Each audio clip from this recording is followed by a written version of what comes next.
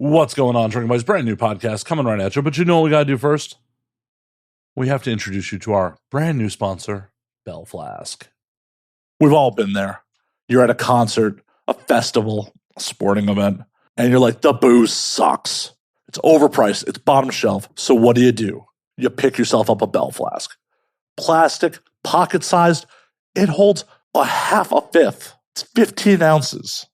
And fits in your pocket. It's sealed. It's leak-proof. It can go in your purse, bag. Doesn't set off the metal detectors. And when you're done with your drink, you can just fold it up and put it in your pocket. This isn't your grandpa's flask. So pick yourself up one today at bellflask.com. That's BELLFLASK. Use promo code Slayer20 at checkout to get 20% off. We are also brought to you by the Patreon at patreon.com/MattSlayer. Did you know you could support this show for less than the cost of a beer? For just a little bit more, just a touch more. You can get these audio versions ad-free. You can get the video versions uncensored, ad-free, and a week early. So why would you not want to support the show at patreon.com/MattSlayer? We were brought to you by the merch store at anwd.net/merch. Pick yourself up a shirt, a hat, cover your shame in my wares. New designs coming soon, as always. So go to anwd.net/merch. and pick yourself up something today. And last, but certainly not least, the easiest way to support the show, the absolute easiest way to support the show is twofold. Tell your friends. Signal boost. Share social media posts. And the other painless way to support the show is go to youtube.com/knowidrink and subscribe. Check out the video versions. It's really that easy, drinking buddies. All right, let's get on with it. My guest this week, making her triumphant return, is the one and only Justine Jakobs. Justine gets into some wild stories and into her lore on this one. I think Justine only seems to drink when I'm around. I don't know how I should take that, but I hope you enjoy it. So sit back, relax, pop a cold one, and enjoy, drinking buddies. When aliens come to take over, they look at us like we're out of our minds now. We'll get a galactic makeover, and now we're thinking that they just might be right. I cannot wait for this whole world to end. I'm gonna break out the bottle with my friends. I think they'll tell the best stories when we're gone. And now we drink. You're not required to drink, though. I know. I'm honored that you choose to drink with me, but I think that's part of it, right? That's part of it is the shared level of inebriation, right? oh, I'm not going to be as drunk as you are. Well, I know. I already feel it. Right. You already feel it. For me to, for you to keep up with me, you would die. Yeah. No. But I mean, if the opposite, if we were smoking, I would smoke you under the table. Oh, 100%. I'd just be unconscious, and then you'd have to drag my body around. THC and I do not, no. It's funny. I did mushrooms the other day in Costa Rica, and I ate way more than. And I messaged the guy later. I was like, "How much was I supposed to?" He's like, that was double and triple. What? How many grams was it? It was like 2 grams. That's not much. That I ate maybe like one, but it was very strong. And I almost felt like I was rolling. It was that intense. It was really fun. But I just laid in bed and like listened to music and laughed. Oh, that's an enjoyable trip. But yeah, in 2 grams, I regularly do an eighth at a time. So yeah, normally I at least need I cannot microdose mushrooms. No, I macro. I have to macro because if I microdose, I actually will get too emotional. I get angry and I'm like, what the fuck? So I have to do at least 3 to 4 grams of really strong. Where most people would be unable to function, and I'm like, I can go to the bathroom by myself. I'm fine. See, I like going out in public on an eighth. I go out in public because the lighting gets all cinematic, and I'm like, I'm in a movie. Yeah, it depends on where I'm at. There was one time we were doing shrooms, and we were in public at a bar, and I had this guy I was dating. His dog was a little bit aggressive and bit this other dog, and he had and this other dog was a little tiny and white, and so the blood was and we were all so fucked up on mushrooms that we kept laughing. And that looked really bad for us because we looked like we were laughing at this poor injured dog. So we had to leave because that's when it's bad to be on mushrooms in public is when you're inappropriately laughing at Injured animals. It was an accident, but after when you can't control it. No, the only injured animals you should be laughing at on mushrooms are other humans. I know, and that it just looked really bad because the dog was white, so just any kind of blood, Just really covered in stood out. blood. Yeah, and it was time to go. But I like frolicking in nature, and See, I'll totally go out in urban environments. Like, I don't think I've ever done shrooms out in nature. Not once.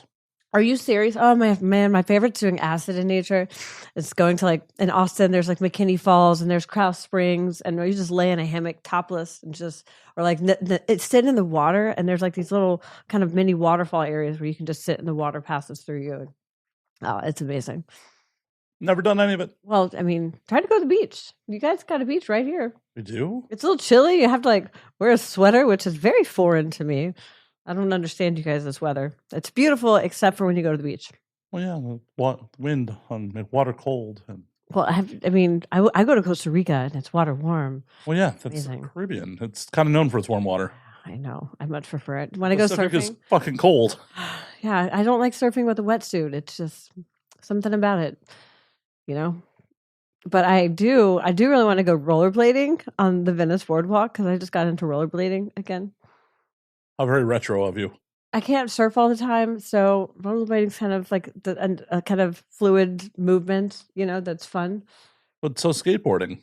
I know, I thought about that, but I would eat shit if I skateboarded because I just have never done it. And I rollerbladed when I was a kid, so I was able to pick that up again.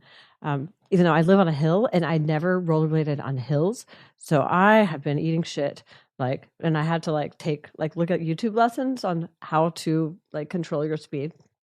So it's been really fun, but I feel like really like a kid again. So it's enjoyable. And then it's good for your like thighs. I'm trying to build my ass, you know, and do that while you're trying to go up and down hills. Oh my gosh. You know, you put on some good music and you don't even realize that you're working out. And that's kind of my favorite way to work out. It's the best way because the problem with doing like sustained cardio on like a fucking treadmill is just like I find myself when I'm doing just staring at the clock like, is this done? Is this lap done yet? Is this lap done yet? I can't do cardio and I can't do it on a like treadmill. I have to go outside and I will put like music on and I'll be rollerblading. It'll be 90 something degrees and I'm hot and I'm tired. But then another song comes on and I'm like, no, I have to finish this song. And then by the end of it, it's like 51 minutes later, I was rollerblading a lot longer than I planned on, you know, or if I go on a walk, you go out or you go in like a loop. Because you can't just stop, right? Because in order to get back to where you started, to go get your car, to go to your home, you have to continue and finish the loop. And so, no, then you just have your manservant bring your car to you. Duh. Well, that's my little brother, and I have him for other things. He's very good at mowing the grass, and he's taking care of my dog right now, which is really. I was actually surprised that your dog wasn't with you. You know, okay, this trip I'm doing like 5 scenes and like 2 podcasts and hopefully just one. Well, I know, hopefully. Actually, I was just the one. That's right. I poisoned the well, motherfuckers. I get the exclusive on this trip. Just shows you how, you know, how easily swayed I am. Well, I just trust judgment and I was on the fence anyways. I trust my gut. I don't have to explain it. No, you don't have to explain it. Yeah. Legitimately, not that I view them as competition. We're not in the same space. No, not at all. It's not even the same, but it's like, what do you want to put yourself through and what do you want to put out there? And the type of content I want to put out in the world is positive. Period. Point blank. And if it's something that's used for a negative or just for clickbait shit. Well, I can't promise if you say something hilarious, I won't put it out for clickbait. Well, what do you think I wear this outfit for? Do you think I wear this? I thought that was an accident. I thought that was just for me, Justine. That's for the audience? Oh. Yeah. I'm hurt. I'm hurt. I thought you got all dolled up just for me. Well, I got all that up for my scene earlier today. This is just like, we're the same outfit, man. No, I actually did change my top because I wanted something really, you know. The hawk tour girl, I have the ta-ta. Who needs the fuck? That was a stupid hawk tour. Who wants the loogie on their dick? Nobody. It's just a funny thing to say. It was it, though? Just out of a random street interview, Yeah, but it wasn't that funny. No. But it wasn't as funny as the attention it garnered. It just makes me think that like these poor guys aren't getting enough head, you know? That's just the bottom line. Is that people got so fascinated by it because they're not getting their dick sucked. I mean, what's enough head?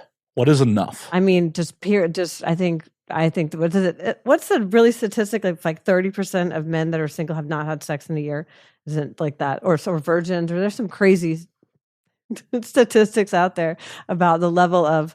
Well, you got to look at the fact that like the average male has 14 partners in his lifetime. Is that why they give us so much hate for having a high body count? Is that why they're resentful well, about and it? that's why other women are resentful too, because the average woman has 7 partners in a lifetime. Why does it have to be resentful? If you want to have sex with somebody, you can have sex with them. Well, no. You could have sex with someone if you want to have sex with someone. Not everyone has that option, Justine. Not everyone has that option. Well, if you're really nice, I find that you actually get more of what you want if you're chill about it, and if you don't try to put pressure on the situation. Well, yeah, but and you're patient. I don't think being nice and being not desperate those are separate things. There's the thing is that I actually get way less sex than people would probably think. Right, but that's a choice. That's a choice. It's a choice because I want the sex that I have to be good and to be like where I actually can. I'm not saying you're making the wrong choice. I'm just saying it's a choice. You are not. So what do people? Why don't they have the choice to have sex with people? Because some people don't have the skill set. Oh, well, then they can learn. I didn't have the skill set to talk to people, but then I went out and sold books door to door for a summer for 80 hours a week for 3 months, and I learned how to fucking talk to people. Go put yourself in a situation where you gain skill sets. How many people have tried to fuck you without actually having a conversation with you? There's nothing wrong with it, Justin. I tend to I tend to live in a fucking bubble, and I just don't pay attention. But you have to acknowledge. But I think that they're just shooting at their shot. I don't necessarily think that comes from desperation or inability to. I'm not saying it does, but does that really come from? So should I have like a school? That's what I try to do in my content. I try to like teach guys how to have more game and like what to do in order. Like they're like, how do I get more pussy? I'm like, first of all, don't give a shit that you're getting pussy or not. Well, yeah, for sure. That's the number one thing, because the best time to buy something or the best time to sell something to somebody is after they've already bought. The best time as a salesperson is, to go sell something. It's when you've just sold something, because you're not desperate, because you're not hungry for that dollar to put food on your table. For sure. So it's the same mentality. Should I have a Justine like school on game? As long as it's not scammy, because no, it's about connection. I've recently found out that there's a former performer like who has fallen into the whole like Andrew Tate space. No, it's about how to have authentic connection with somebody in a genuine way where you're not using. I only use my powers for good. For sure. I don't think that you were going to fall into that space. I answered to that guy. I answered to the man upstairs. I don't answer to my agent, to my fans, to my. I'm just putting it out there as long as it's a legitimate thing. Because I answer to God. Because that dude, who's a former male performer is out here, has fallen into the Andrew Tate space and is. I think I know who you're talking about. Yeah, I don't want to give him. No, I don't. But it was like 2 years. I don't know. It's old news, isn't it? It's fairly old news. The only reason I'm even bringing it up is someone in my Instagram comments went, the average age of performers, the average life expectancy of performers is 39. I'm like, where the fuck did you get that? That life expectancy? Yeah. And this. Wow, that's fucked, right? Is that accurate? No, fuck no. Fuck. Okay. Well, what based on what data are they getting this from? Because this dude tweeting it. You can manipulate any sort of. No. There is no data. It's just this dude tweeting it. So, what relevance does it have if some random dude is? Well, because he's claiming that former performer is the one who's made that claim. Oh, that's what I'm saying. This dude tweeting it. It's an uneducated. Right. So that former performer is who's no longer in the industry, is making those allegations that this is such a toxic place. That right. So that's the thing about it, is that I will never leave the industry and ever. This is something I have pride in. This is something that I want to stay in the industry and show like how I've learned how to be embodied by having my own creating agency with what I do. So I've sworn when I got into this industry that I would never admonish it, and that I would always, people always want to say, oh, you have trauma, you have all this bad shit, just leave. Well, that's not only a viable answer for somebody, but that's not something I want to do. I enjoy this industry. I flourish in this industry. Well, and But I also want to show people there's a safe space and there's a safe way to do that. There is. And where you're embodied and you're empowered and you feel good about what you do. And also, like any other industry, there are flaws. Yes. Nothing's perfect. But it's about awareness. It's about self-awareness. And also understanding that, I personally feel like I have a responsibility to my content. I have a responsibility to what I put out there. And I question it. Like, is this something that's overall positive, or is this something that's... Why are you here then? Why am I here? Why are you here right now? Because I like you. You're a good dude. And anytime... I'm fucking with you. Anytime something fucked up happens, I'm like, Matt, this shit happened. And he's like, that's fucked up. I'm like, I know. And I understand. The last thing you told me that was fucked up, I was like, yeah, that's fucked up and not at all surprising. I know. But it's nice to feel seen and heard. Well, I'm happy to do that for you. And that's what it's all about, I think, is being able to be seen and be able to feel validated. So, for all the guys out there that are wondering how to get laid more often, I mean, the first thing you have to do is wonder, like, why are you trying to get laid so much? What's the purpose? What's in it? Like, for the sake of what? A biological need to come. I understand that, but you can make yourself come. I can make myself come. I was a virgin until I was 23.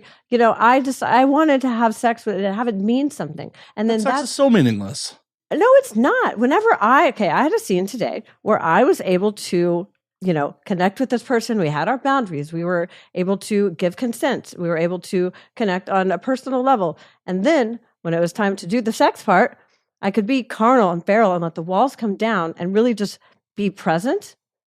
And then we leave and we say thank you, and then we're done. And that you leave it there. For sure. And that's very important. That's meaningful to me, because that's where I feel seen. That's where I feel connected to this person on a way it's an form of intimacy, but it's not like, it doesn't mean that I like this guy, I want to be in a relationship with him, but it does mean we shared a moment in time that's beautiful. So yeah, for me, to me, that's porn. I mean, that's what I do. I make movies. I make beautiful art. For sure. I make art, especially when I'm squirting all over the place. I hit the director with my squirt. He was like, I backed. I was like, I can hit like 5 feet. He's like, I think it was a little further. Put down a tape measure. I mean, I'm pretty sure it was. Yeah. You got to be scientific about it. You should have put down a tape measure out of frame. Next one. I did warn him. I said, you're going to have to back up. But back to like the actual sex.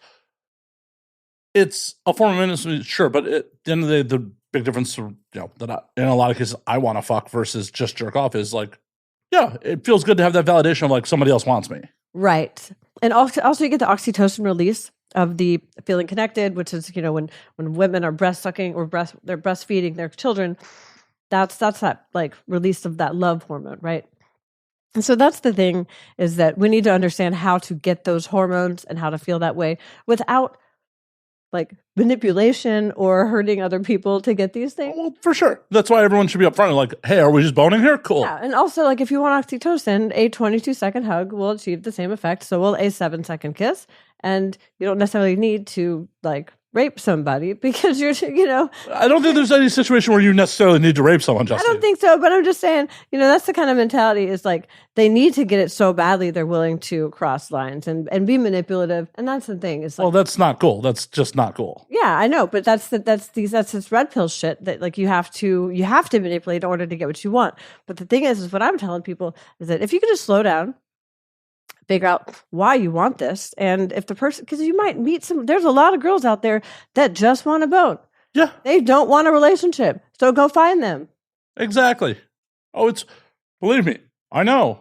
But they're definitely out there. There are definitely horny women who are just like, I would like to, experience what it's like. And then we go about our lives. Yeah, and you don't have to assign meaning. And that's the thing, is people all get it caught up in their head. They're in their, and they're not able to slow down. Well, that's why I say sex is pretty meaningless, because it's never meaningless for me, and it's never fake with me either. And that was a beautiful thing. No one should be fucking faking it. Like, I know on a set. I'm talking real life. On a set, but that's a performance. That's the only time I get to have sex right now. That's a choice. But in doing so, I want to be able to not. Why are you not trying to get laid off set? Because I live in Texas, and last I checked, there's a lot of population in Texas. Well, I know, but any guy I try to get to like go get an STD test for me, or it kind of falls flat on its face when it's because they don't have the same mutual respect that the porn stars have, and I have these guys that like give zero effort, right? These dudes that haven't fucking lifted more than a case of beer or a carton of cigarettes in the past 6 months. These pasty ass white dudes, and they're like, I'm right here, Justine. Jesus Christ. I carried. you haven't tried to fuck me. I'm not trying to fuck you. And then be like, what's the difference between me and a porn star? I'm like, where do I begin? One. Dudes, never ask that question. Like, no. Like, what do you want me to? Should I make a list? Because No. first of all, they respect me. well, There's first of all, mutual respect. that is such fucking low self-esteem shit to even ask that question. They're like, oh, my dick isn't that big. I'm like, dude, do you understand? I was with a guy for 8 years that had a normal sized dick. He made me come all the time. Well, And I wanted to be with him. And I didn't want to have porn dick. I wanted boyfriend dick. at the end of the day, you're an adult with agency. If you're here, you shouldn't question why you're here. If I'm with a guy, he Right. should not question. You should not question why you're I'm with them. Right. You made the choice. No one. You chose to be there. It's their insecurity. Then Right. it's projecting. And The no thing one, is- no one is ever attracted to that. No one is ever attracted. It is the biggest turnoff, and it's the biggest because there's nothing I can do. There's nothing I can do to fill that hole, fill that void in somebody else. Because if I throw, no matter what I do, A little lube and a fucking toy. You No, can fill I'm that. telling you, You can I fill that hole right in them. gave You this can, motherfucker a hand job, right? And he's still like won't even like take the agency to like ask me any questions about myself. It's always about him, So it's those little things, guys. It's not. I didn't even ask what kind of lotion you use. No, dude. I mean, and it was lube, and I had it because I have lube because I have a fucking shoot bag where I've got every single fucking type of enema and like gas X and whatever the fuck you might possibly need, Like, Well, so your choices have been shit. I have had some, but it reflects upon myself. So that's the thing, is that as I've kind of grown in my own self-development, you look back and you see the type of guys that you're with, and and the less the ick comes, the more you've grown, I think. Well, And it's the less I tolerate it. It's just the shorter amount of time I'm put up with that shit, right? And then I'm like, okay, this is dumb. And I don't spend 6 months with this dude. I spend, maybe 3.5 weeks. That's still too long. Well, that's if I've like seen him once or twice in those. Still too long. It is. But I'm working on it. Back to your comment about pasty white. I'm a pasty white dude. I was making an over generalization. Well, no. But but just of the lack of effort that they put into their own. But also in a million years, there's never been in a million years where I oh, why? No, the minute all I do is sleep with performers. So the minute it's time for clothes to come off, it's like, oh shit, clothes are coming off. It's on. Well, and if somebody asks you to go get an STD test, you do it. then you go do it. Yeah. You don't complain about why they're going and having sex with other people and not you, because you didn't get an STD test. Well, yeah, and fucker. And you haven't asked me on another day. You asked me, you get a very minimal amount of. Well, and it's also I hooked up with a performer randomly unplanned a little while back, and it was just rolled over to her place late night, and she's just like, "You got current test?" I'm like, "No." She's like, "Condom?" I'm sure, no problem. Yeah. There was never it was like, yeah, or I don't like condoms. Oh no, I don't like condoms. I do not. But you don't complain about that when you're about to get your dick wet, Yeah, it was in the back of my head. I'm like, a little pouty, but I've already driven to the valley. Back of your head, you're like, "Dad, next time get a fresh test." Well, if this was planned, I would have had a fresh test. Hell, if it was planned, then that's probably wouldn't happen. Because the thing is that when you don't assign pressure to somebody, we don't put pressure on anybody, and you literally don't expect to get fucked, that's the time you're most likely to get fucked. Oh, it was literally it was the middle of the night, and she was drunk and horny, and well, I would do. I mean, I'm telling you, it's the same. You're you make that call. You're like, I'm horny. They have a condom. Cool.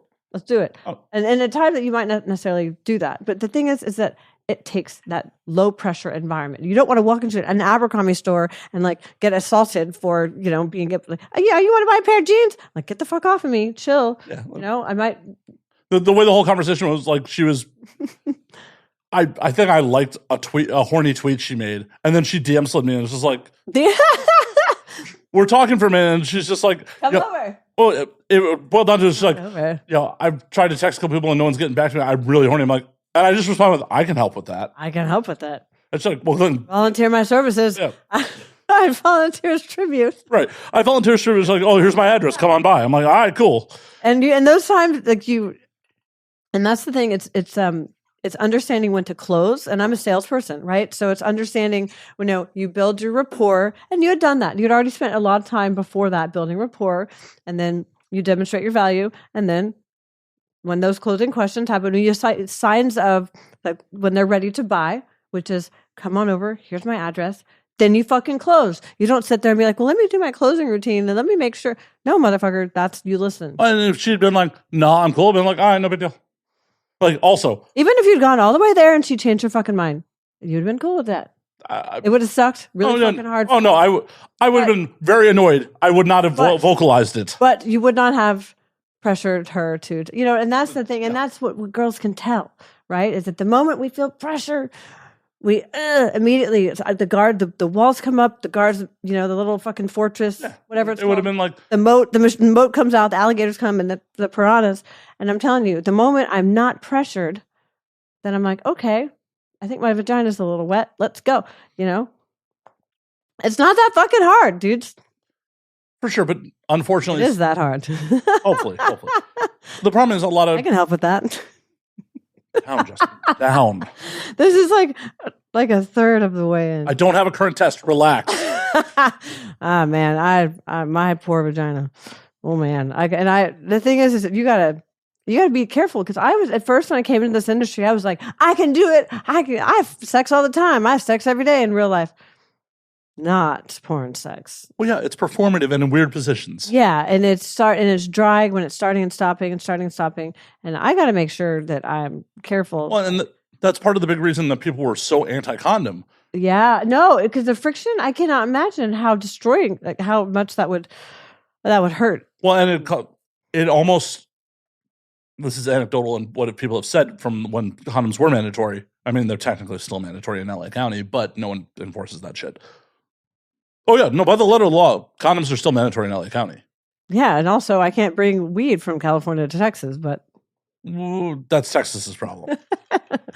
Because LAX doesn't care. I know. I got stopped by the LAPD at LAX I had a gallon-sized Ziploc bag.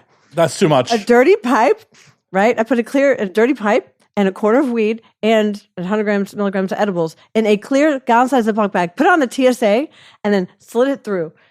And these motherfuckers were like, ma'am? And I was like, what? I thought it was legal. And then I got a little worried because I had technically more than that on me, right? In my little fanny pack. But I was like, don't act nervous. Don't act nervous. And then I was like, what's going to happen? They're like, well, as long as it's within the legal limit, it's just going to slow you down. So the cop comes over and he's like, ma'am, so did you pack your bag yourself? I was like, haphazardly, but yes. And he's like, what's the legal limit? And I said, well, it's 28 grams of flour and a quarter of, or whatever, 7 grams of concentrates. And then he went and he looked at it. He didn't even take his hands out of his pockets, because thank God, because I definitely had more than that, like just a little stashed away, little stizzies. And they just shook it and they just sent me on. So note to self, just disguise it a little better. Put your flour in your check bag, and then everything else, just make it look like makeup. Yeah, for sure. they don't really care. No, and I have taken, so I have a little bit more confidence than I probably should. But at the same time, I know the law. Well, you have my number. I'll bail you out if I need to. Okay, good to know. But let's knock on wood. Right. Let's not back to the condoms thing. Like, so it's technically illegal. It was trying to kill the industry, wasn't it? Yeah, it was AHF trying to get mandatory condoms, and it passed in Cal. And you gotta take us down. The thing about it is, the anecdotal evidence from the time was it was actually more likely to spread STDs using condoms because of the friction and the friction, like it's going to cause tears and shit like that. And then the condom. I can imagine with anal, especially, and oh my God. And then when the condoms inevitably fail because of porn sex, because of so much, right? Then you're much more likely to potentially spread an STD. And then also, with blood, you're more likely to bleed. Oh, that's terrifying. Yeah, no, it's very safe in my opinion. It's so funny when people are like, "Oh, you've got." Like all the trolls are like, "Oh, you guys have diseases." I'm like, these are like the group of people that are the cleanest motherfuckers. Well, and I said this all the time. Like, I am more of a risk to any performer I hook up with than they are to me. Yeah. No, that's why I don't have sex outside of porn, because when we have sex with other people, not only are we risking potential STDs, but we're also risking, especially the guys, any Me Too, they have like reputations, and if you fuck up your reputation and with another performer, that's gonna get out there. But these random Tom, Dick, and Harrys that you meet on the street, they don't have a reputation. If they cross a line, it doesn't hurt them. in the same way that it hurts a male performer. So that makes me feel more confident and comfortable with these guys, and it's a little selfish to say, but also I benefit more social media wise when they have a bigger following. So and it's just one of those things that's it's a little. I still think it's important that you should get laid off set. I do, but sometimes I'm telling you, the last time it was just like I'm getting fucked by this dude, and I'm telling you, at the very end of it, he's like, he goes, "So how'd I do compared to a porn?" And I'm like, "Oh, dudes, never, I'm like, never." And he's like, "How do I do compared to a porn guy?" And I'm like, "Motherfucker, dudes, was this an audition? Like, what the fuck, And it was just such a wah, and it makes me not enjoy having sex off set. And I'm just, how did I do? I'm like, oh my God, do you want a report card? Stop fucking lame people. Stop fucking lame people. Okay, I live in the middle of nowhere. You live in Austin. No, I live an hour from Austin, and I don't go out near where I live because it's a bunch of retired people. And then they know how to fuck. They've been around a while. I know, but then it's just this whole like, I'm like, you're only gonna get a fucking STD test, and then by the time they like roll around, I'm like, I don't even want to fuck you. I just don't enjoy. And I got my own shit going on. These all sound like excuses. I want to hang out in my hot tub, like fuck whatever guys I want to have sex with, which I do. I do have sex with people that are mainly it's been ex-boyfriends that I've circled back on, and then realized why they were exes in the first. These are horrible choices. Horrible. I never said I made good choices. I know you're here. Well, Cheers to that, by the way. Thank you for coming. Woo! I mean, did you make this really strong on purpose? I mean, I just poured it. I just poured it like it was for me. Just make everything strong. I just poured it like. No wonder I was like, "Whoa, this tastes like alcohol," because there's a lot in there. Yeah, I poured it like it was for me. My bad. Do you need more lime juice, more ginger beer? Oh, maybe top up with a ton of no. But can you tell my lisp is starting to kick in? I wasn't gonna say anything. Why do they put an S in lisp? That's the most fucked up thing. They just want us to like lisp. Yeah. It comes out especially when I'm drinking and when I'm excited about stuff. It's the drinking this time, guys. Don't worry. It's just the drinking. I can help with that. Down, Justine. Down. Down. You got a pretty mouth, boy. But not in that tone. Man, I have like the most fucked up sense of humor. But I'm like always, especially like when I like play like rap songs in my head, I'm always like I'm always the dude, I'm always like the pimp, like I'm never like the hoe. I'm like biggie, biggie, biggie, can't you, and I relate to that. You don't fucking feed them? I mean, put their money in my hand. I was more thinking Jay-Z big pimping. But I don't fucking feed them. You for doing big pimping. I'm smoking up, getting up, keeping leaning up in my cup. All my cups got leather and wood. In my hood, they call it buck. I could keep going. Yeah. How that bras at the mall. Okay, I'm from Houston. But then you can't say the players, I don't fuck with y'all. If I wasn't rapping, baby, I would still be buying Mercedes, Rollins, climbing, clipping daily. No rep to why they pay me. Now what y'all know about them Southern boys coming down in candy toys, smoking weed and talking noise. All right. You got to finish it. I'm autistic that way. You got to keep going. You got to. You can't. We got a new series, Rapping with Justine. Oh, that's what I do on my live streams whenever they stop tipping. I'm like, guys, I will keep, waterfalls, and I will keep singing. I'm like, if you guys don't tip me, if you want me to stop singing, just tip.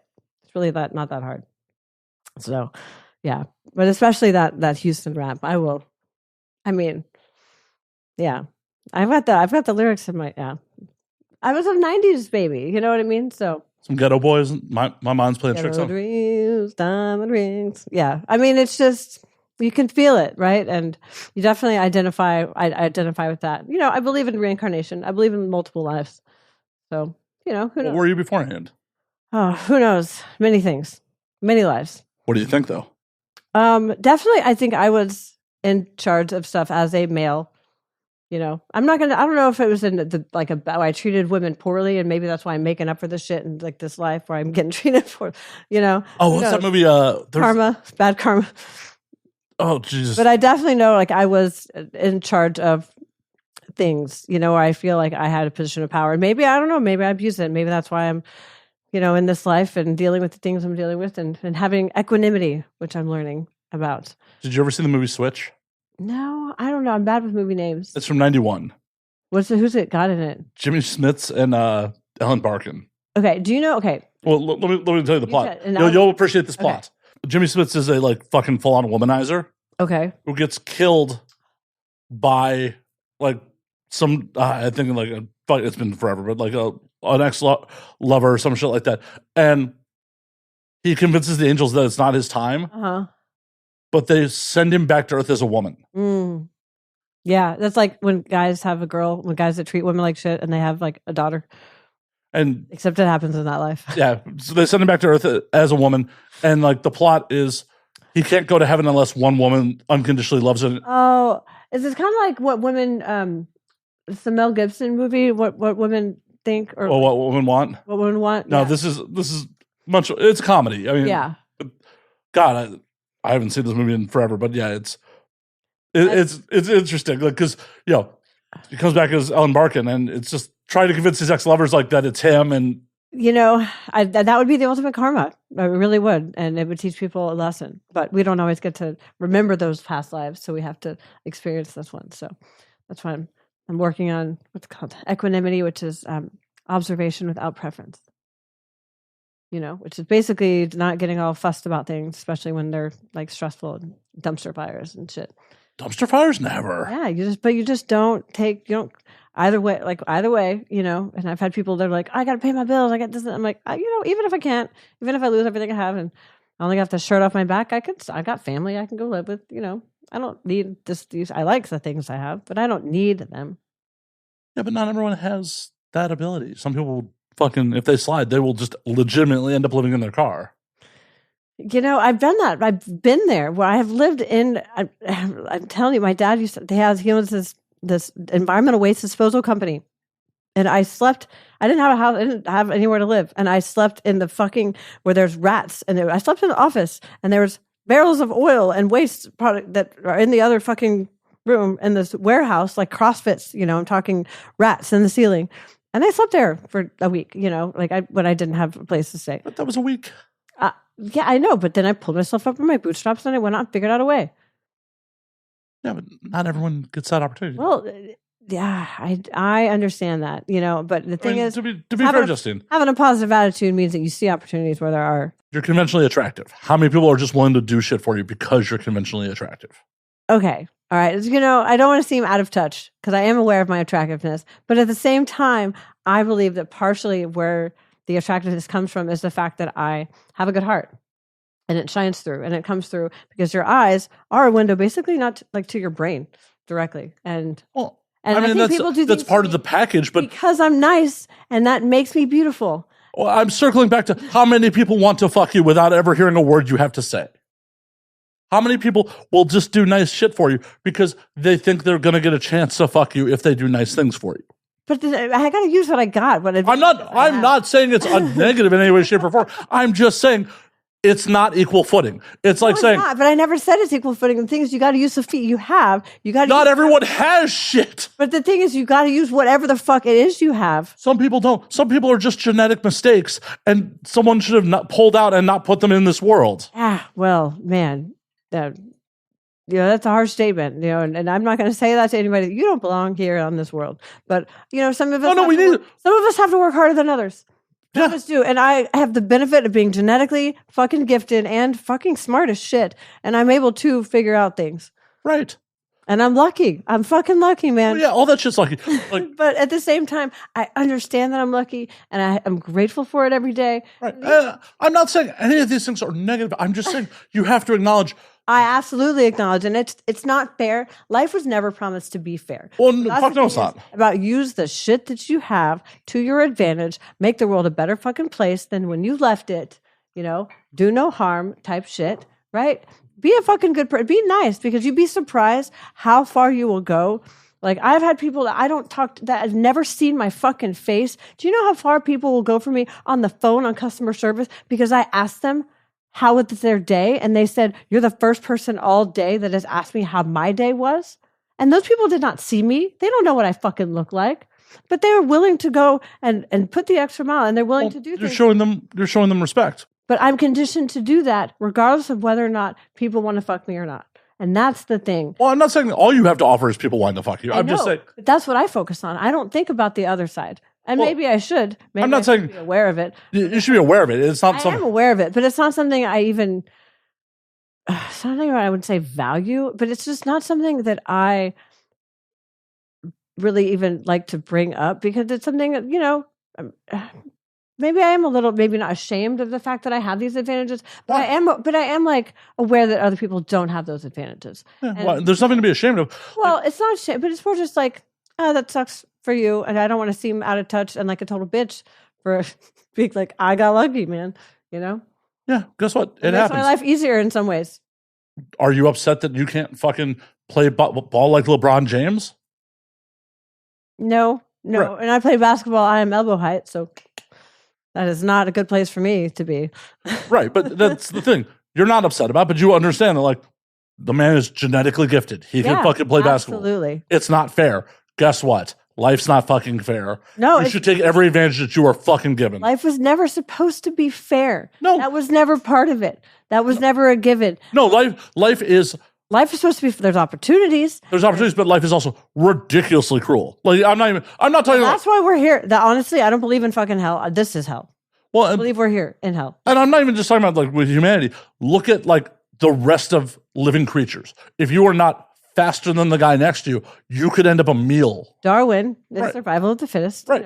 It's survival of the fittest. We are aware of, but it's also survival of the lucky and where you end up because, if you happen to be genetically gifted in an area or a location where it's advantageous to you to be a white, colored bear rather than a spotted bear, and you happen to be in fucking Russia where there's snow versus if you were in a, more tropical environment. So it happens to be a little bit of luck and a little bit of genetics. Oh, epigenetics as well. So all of it. It all comes together. But I think it's fascinating. And at the same time, like if we're talking about like other people and how people can use this stuff to their advantage, a lot of it is letting the fuck go and not being upset that LeBron James can play basketball better than you and not being upset because just because I am better at doesn't make me better than. And at the end of the day, that's what I try to take away. Well, for sure. But that's all attitude. There are some people that act like better than that is completely undeserved.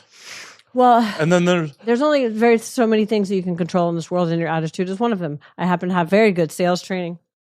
You can control your actions, you control your attitude, you control, like how you focus and prioritize your time. But I mean, why have a shitty attitude? I was on set today, and the director's like, I have 2 happy people on set. He's like, it's really weird. I'm like, as opposed to being miserable, that's why would you? That's just stupid. So that doesn't sound. I'm not saying that's stupid. That's terrible. No, I'm saying that's not a way that I think would benefit me. For sure. Well, at the end of the day, it's still work, and some people are just never happy at work. No, that's the thing. I kept telling the director, I'm like, we're not going to work today. We're just going to have fun. It's not going to be work. And he's like, whenever I have to put this big camera on my shoulder, it definitely hurts my shoulder, and that's work. I was like, okay, well, I'll give you that. And for me, when I'm having to have sex for 30 minutes straight, and I don't get a break, that is definitely work. But at the same time, if I'm present in the moment and really attuned to my environment, it's enjoyable, and I don't even consider it work. So that's the thing about it. But not everyone who shows up on set has the same attitude. Well, to change your fucking attitude. For sure. I'm not saying their attitude's right. I understand other people have that shittier attitude, which is just foreign to me. And also, I'm teaching you how to have a better attitude. You make a fucking choice. Oh, for sure. It's the same thing when people are like, oh, that so-and-so, caused me. No. You decided to have a response. That's why in recovery, as I drink my fucking alcohol drink, I did rehab. I was in rehab a couple months ago. But in recovery, we use I statements, right? I did this, not they did this to me, or, oh, this person did this. No, I chose to put myself in the situation, and this happened, and I felt that this person did this, whether or not that was true. Feelings aren't facts, right? So it's about taking agency over your own way that you describe the universe and the way that you take responsibility for your own actions. 100%. And that's one of the biggest problems with societies. People are too quick to blame others for their own reactions. So I think it's also a lack of, we call it this one recovery dharma, this one program is similar. It's not like AA because it's non-secular. Wise speech, right? So it's a matter of education. Because, I talked to my mom, I talked to my aunt, and they're like, oh, your Aunt Stacy's mean. I'm like, Mom, don't say it like that. She's like, well, she is. I'm like, Mom, you're a bitch. Mom, you can be bitchy at times when you're not in a good place. What's the difference between those two statements? One's a definitive statement. One is a situational statement. Yeah, one characterizes a persona, one characterizes a person, one characterizes a behavior. Yeah. Right? So instead of saying, okay, she is mean, say she can be mean at times because it'll come from a place of hurt a lot of times. And hurt people, and it comes from pain. So, and then when you change the way that you phrase things and when you speak with wise speech, then you're able to kind of show yourself grace and show other people grace in a way that opens up lines of communication. Well, and also more people need to take a step back and recognize that, like, not everyone's shitty behavior is from a malicious place. It is. No, don't take it personally. Yeah. That's the thing, is when people are talking to me, about me, even if it's not about me, even if it's about me, right? It's not about me. And if it is about me, it's in relation to themselves. Well, and circling back on the dating sex front, when people are like, why didn't so-and-so call me? Because it probably doesn't have shit to do with you. And also, even if they wanted to call you back, maybe they're fucking scared and they put their little tail between their dick because they are emotionally unavailable because they got hurt from some person 5 years ago, has nothing to do with you. Absolutely. And they're fucking scared to do anything about it. So, you know what? Why am I wasting my fucking time thinking about this person? I'm going to go in the hot tub and watch the stars. And well, because people just internalize that shit. They're just... Let it the fuck go. Mel Robbins. Huh? Let it go. And that's the biggest thing about, I've been doing somatics work, which is just a fancy way of saying listening to your body and slowing down. And I will do these therapy sessions where I'm 30 minutes of talking. And they're like, shut your trap, and sit with this emotion. What do you feel right now? I'm like, I feel like running away. I feel like I want to escape. And right now, I want to run away. I want to go do anything but sit here. And they're like, listen, can we just sit with that? I'm like, yeah, but why? And they have me sit still for 5 minutes and just not talk. It's the biggest torture. But at the same time, I'm I sit with my feelings and then they kind of go away. And that's the craziest thing, is that when I take this outside of the therapy, I'm able to kind of recognize these things. I'm like, wait, I'm feeling really I want to run away. And maybe that's why I want to go binge Netflix for whatever. Maybe that's why I want to go eat this gallon of ice cream or go do some ketamine or whatever the fuck it is. You know what I mean? That's causing me to... You can do the ketamine and the ice cream at the same time. Well, my gosh. Oh, geez Louise. Yeah, I gotta be careful of that shit. It is very therapeutic in the right settings, but ice cream? Yeah, I agree. Oh, a little bit high fructose corn syrup. Woo! It's what makes the world go round. Oh, I despise it. I loathe. Yeah. But I live in the middle of nowhere and I can choose. I'm like, let's have this date bark, guys. With the stevia-based pumpkins. I live in LA. I have all the natural options I could ever want. You guys have not the best late night dining options. Oh no, that. What the fuck is it with the late night in LA? First of all, you go to late night dining options, you go to fucking Austin, okay? Kirby Lane, Magnolias, Jim's. I mean, that's just three. Any other major city in America. I mean, you can't go to Walmart 24 hours a day, but you can damn sure get some fucking queso. Well, and the crazy with the black beans in it. Oh my god, so good. It's one of the things that turned me off about LA. What the fuck? What is it with that? I mean, don't you guys have the best food and you have the most health conscious, but then you've got Taco Bell open until 1. So there are some late night eats. You just have to look for them. But it's very sparse. And for a city like LA, you would figure. Oh no, for sure. People stay up all night. It's all night, but no. Oh, they don't eat. They just do a bunch of cocaine. It's absolutely crazy. So coming from Chicago's truly a 24-hour city. There's deep dish pizza fucking all night long. You're not getting deep dish. No. But there's definitely ethnic foods all night. There's diners everywhere. Diners, man, the fucking and especially the Katz's. You have the Jewish diners up there. And we do have a 24-hour Jewish diner here in LA. Cantor's over on Fairfax. Yeah, give me some sauerkraut. But Like I used to go to a shawarma spot in Chicago that was open 24 hours called Baghdad Cafe. Oh, do they have hookah too? You can eat it. No hookah, but just like Shawarma with like the pickles and the chicken and like fucking lentil soup and like it was like a full like sit down shawarma spot. It wasn't like a stand. You know, and there is a Hollywood Thai place open till 2.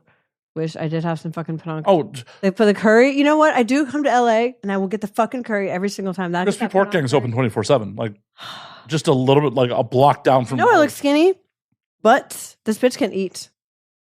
Trust me, I can fucking put it down. So for 24 hour eats, Crispy Pork Gang's open 24 hours. Crispy Pork King. Gang. Crispy Pork Gang. It's another Thai spot. It sounds like a pervert. I just had a porn set today, and I am here to shoot a bunch of porn. So, yeah, I think pervert. You know what? I think pervert would be an accurate description. I know plenty of people who do your job that are not perverts. What are they then? Just like money, maybe? Yeah, no, there's definitely some people who do this just because they like money. They're apathetic towards sex and they just like money. Really? Oh yeah. Aw, that's so sad. I mean, I like money too, but like, I mean, that's definitely like we don't get paid as much as we should. But you know, I mean, I do it for exposure and because also, like I said, I enjoy it. I fucking make art. Everyone has different reasons for being in this. Which I don't admonish anything. But however you want to be here, as long as you're here of your own choice, with your own decision, of your own agency, consent. That's all I really want this industry to be, is a place for that. Well, and that's what it should be. I mean, that's a really simple, very basic level, like reason to, you know. But just the basic people being here because they want to be here for the right reasons. Well, you know, the right reasons is something you have to examine. Is for the right reasons for them, and it can look different for different people. For sure, because the right reasons for me are I'm a good little Catholic girl. I'm like, you want to make art, and that's more than acceptable. And I'm great. Did y'all see that last Naughty America scene with Jay Ricardo? Oh my god, I did not. I don't think I've ever watched one of your scenes, Justine. I'm sorry. It's okay. My first scene I ever did had like a squirt counter, and I think I got at least to 14. It goes pretty fucking crazy. Nice. But, yeah, but I mean, I don't even watch my own porn. It just comes out on Twitter. I'm like, oh, that looks cool. Especially that. You were there. You don't have to watch it. I know, because I remember what it was like. I have a very vivid memory. I know. You showed up here, you're like, I remember this garage. Yeah, exactly. Because I remember going down and then going to the left and then... Don't dox me, woman! Yes, this address is... Luckily, I control the edit, so... Well, I don't really remember the address, so there's that. Because I've drank most of this alcohol beverage. I remember there was an 8 in there. Fucking, what are you doing? What are you doing? It's in LA. Oh my goodness. People know I live in Hollywood. California. People know I live in Hollywood, so. You know, it's a fun place.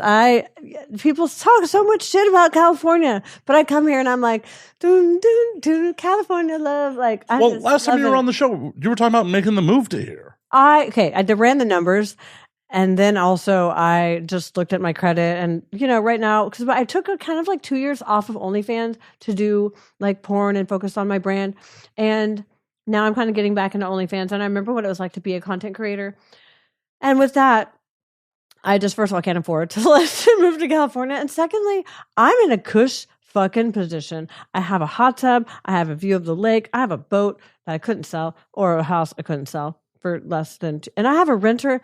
This cute little 75-year-old lady she's like a retired chiropractor, and we have like s'mores nights where we have, oops, I moved the camera. We have s'mores nights. I can still see myself. So, you know, I really have a cush spot that's a really 3 to 5 hours for my nieces and nephews. So when I looked at it, it doesn't really behoove me to move to a place where I don't really know anybody. I don't really have friends outside the industry, and I'm so far from my family. I was about to say, you know me, I'm your friend. Right, but it's industry. Nephews. I'm an industry friend. Right, but at the same time, I do appreciate my industry friends, and I would love to spend more time.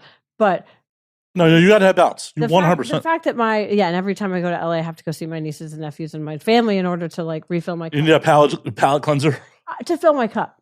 You know, but it's more just the fact that like my nephew just turned 10, and I'm actually there's that age where it would matter. It matters that I show up. And if I lived here, I'd be so far. Wow. I'm just being called out for being a bad uncle. My niece is like 13, and I haven't seen her since, It's, I'm telling you, because I'm terrified of this world for kids. I really, especially with the type of content that, that's the mommy stuff that's been kind of put out, which, it is to each their own. But personally, I feel a little ick sometimes when they want me to fuck my biological son on set. And I'm like, I'm not sure that's it. I mean, they definitely, who's asked, like, everyone make sure to put in the word step. I'm not going to name any names, but I'm saying it happened on one set where it was a swap, and it was just like, and I didn't really read the script because you get it the night before, and I didn't really look at it, and now I'm a little bit more vigilant about the type of As you should be. Even like the scene today was with I was doing a Friends with Benefits, and I was divorced, and I was inviting over my ex-husband's best friend to fuck, right? And we're trying to figure out the dialogue. And one of the guys on set was like, "Oh, call your ex-husband that asshole." And I was like, actually, I prefer not to use that nomenclature. If that's okay with you guys, I prefer not to, because I don't want to harbor resentment against anybody, and I don't want to carry that into a porn scene. It's a silly But it's acting, Justine. It's a silly thing. Acting. But I wouldn't call somebody that asshole because of harboring resentment and bitterness against an ex. You're not playing. But at the same time, I'm putting it out in the world, and the guys that are watching porn don't know that it's acting. Well, they should. They don't.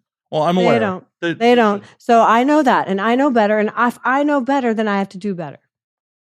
Dudes out there, it's acting. But if I know better, and if I know they're watching this, and I'm imprinting these things in their brains, then I'm going to do it in a way that honors my own values. And my own values don't talk shit about people behind their backs, regardless of whether or not I was with them in a relationship or not. And I'm not going to call my ex that asshole. So I'm just going to say, "Oh, just my ex. I just don't want him here at the house. So thanks for coming and getting us stuff, and let me suck your dick." It's the least I could do for picking up stuff. Right, but if I don't have to say that asshole, and I was really polite about it. I was like, I just prefer not to use that type of, rhetoric.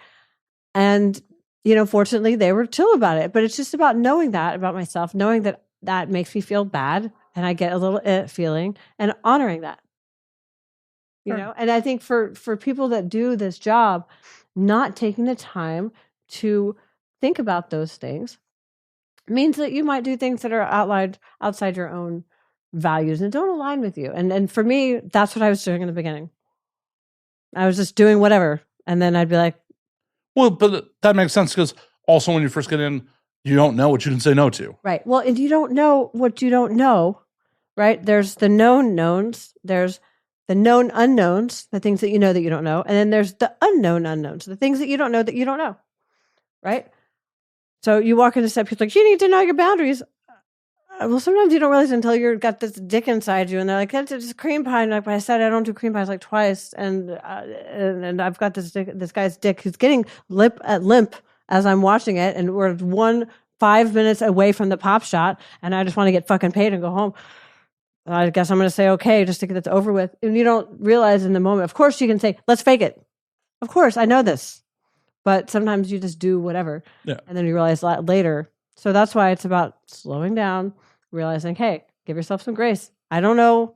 It's okay to not know what they say, that don't get mad at yourself for not knowing yesterday what you know today. It's crying over fucking spilled milk. Right. But it's also sometimes people are so hard on themselves. I know for me, I'm just really critical of myself. And I'm like, you should have known. Should. Don't should yourself to death.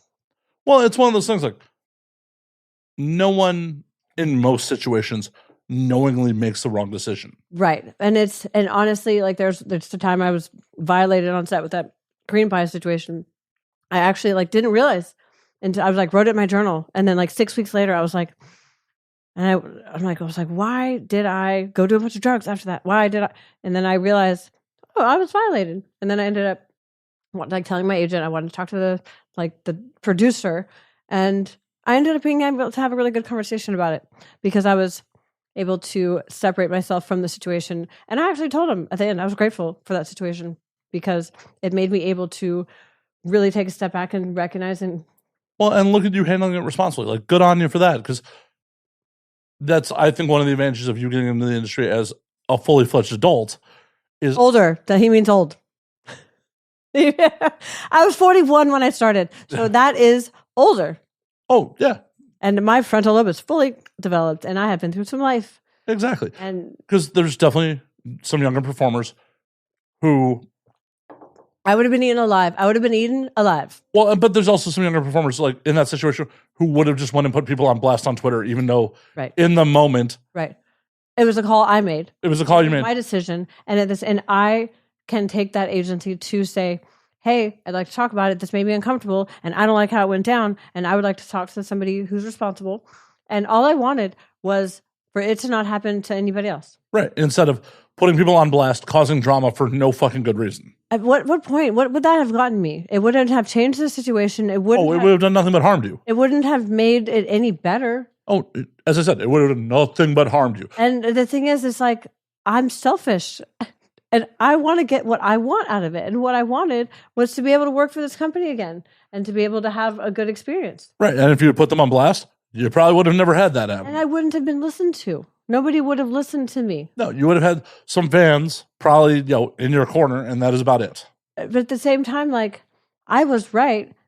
And it was a violation, but at the same time, I know it wasn't intentional. And I know that the people who were on set probably didn't even fucking realize it was because like they do so many scenes, they don't even realize, and yeah, it shouldn't have happened, but at the same time, it wasn't out of malintent. Right, it wasn't a malicious thing at all. So I have to understand that, like, hey, maybe I wasn't in the right place. Maybe I need to slow down, and I need to make sure that I do things according to my own values. And if I don't, then that's my responsibility. But I really feel good about the situation because I was able to talk it out, and I had a great conversation with this producer, and then he followed up with it afterwards, and I know that one of the people who were on set that was kind of caused, she no longer worked for that company. So I actually know that, like, that's not really going to happen to other people. Have you been hired back since? I haven't gone back to the city to work. It's in another city, but I know I will be. Yeah, it's in Florida. Yeah. But I know I will be because the reason I just wasn't hired again because I had lost some weight because of stress, and that's why I'm trying to make sure I. Oh, they just were looking for you to be a BBW. I got it. They was looking for me to not be fucking emaciated. That's what it is. No, I'm telling you, I would lose weight. I'm better now, but I would lose weight sometimes, especially like being out on porn sets. It's like they don't feed the models, especially not in Florida. They do not feed the models, and then especially you don't want to have too much T-minus down your throat, because I had a pumpkin muffin situation. Did I tell you about that last time? You did. Yeah. So I have not had a puke all over a dick situation since then because I'm really cautious about what I put in my throat. But at the same time, especially when I did my first anal scene with a flesh mechanic, and you're not supposed to eat. So gummy bears. Gummy bears are the key. What the fuck is with the gummy bears? Do they put them up their ass? No, you eat them. That's what you eat the day before. Why? Because it doesn't produce poop. Is that what the fucking gummy bears thing is? Yeah. I kept thinking they were putting gummy bears in their asses. No, they're just... Why the fuck? Do you just not have a juice diet where you're not eating fucking sugar all day? Why wouldn't you just drink smoothies? I don't know. I would drink smoothies. I have never been anally penetrated in my life, so I don't know. I don't know why people make choices they make. They eat gummy bears all day because it doesn't make poop. That's because it's sugar. It's sugar and... You know how bad that is for your fucking... Well, it's not all sugar. It's, the gelatin. Gelatin's like... No protein. It's all like horse hooves. Gelatin... Okay. But it's still just a bunch of fucking carbs. You're just eating a bunch of carbs, spiking your blood sugar all day. Oh my God. I didn't know that was why they did that. I kept thinking every time they were talking about gummy bears that they were shoving gummy bears up their ass. See, this is why we need a porno 101, people. A well-established performer like Justine's like, why are they shoving gummy bears up their butt? We need a porno 101. God damn. I'm like, why do they keep talking about gummy bears? Like, what is it with the fucking gummy bears? Are they like, oh, I'm going to do an anal. I'm going to do this show. Get some gummy bears. And I kept thinking that they were shoving gummy bears. Why else would you get gummy bears? Like, you eat them like a normal person? I know, but why wouldn't you just say, I'm eating gummy bears? Why do you say, I'm going to get them as if you're about to use them on the set? Because you have to purchase them to eat them. You understand? Please don't shoplift, Justine. We don't want you going to jail. You understand? Oh, I used to shoplift. I definitely went to jail for stealing some panties. because they were over the $50, so they were a Class B misdemeanor. And I was like, a rebel. How long ago was this? I was 19. So this was 20 years ago, at least 20 plus years. Don't do the math. Don't do the math. I was going to be like 3 years ago. Ooh.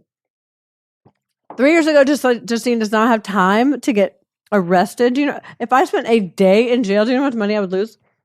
I don't know. A lot. I'm not your accountant. Fuck that. A lot. No, definitely. I need to be president so I can tell my people, like, no, I'll do this custom for $300 and, I can do this video call. And What if they wanted a custom of you shoplifting? then I will pretend and I will go buy the item ahead of time and then I will pretend to shoplift and then I will say thank you and I will apologize. What happened to being authentic? I'm telling you, I will not shoplift because I have already been to fucking jail for that shit. And I do not have time to deal with people.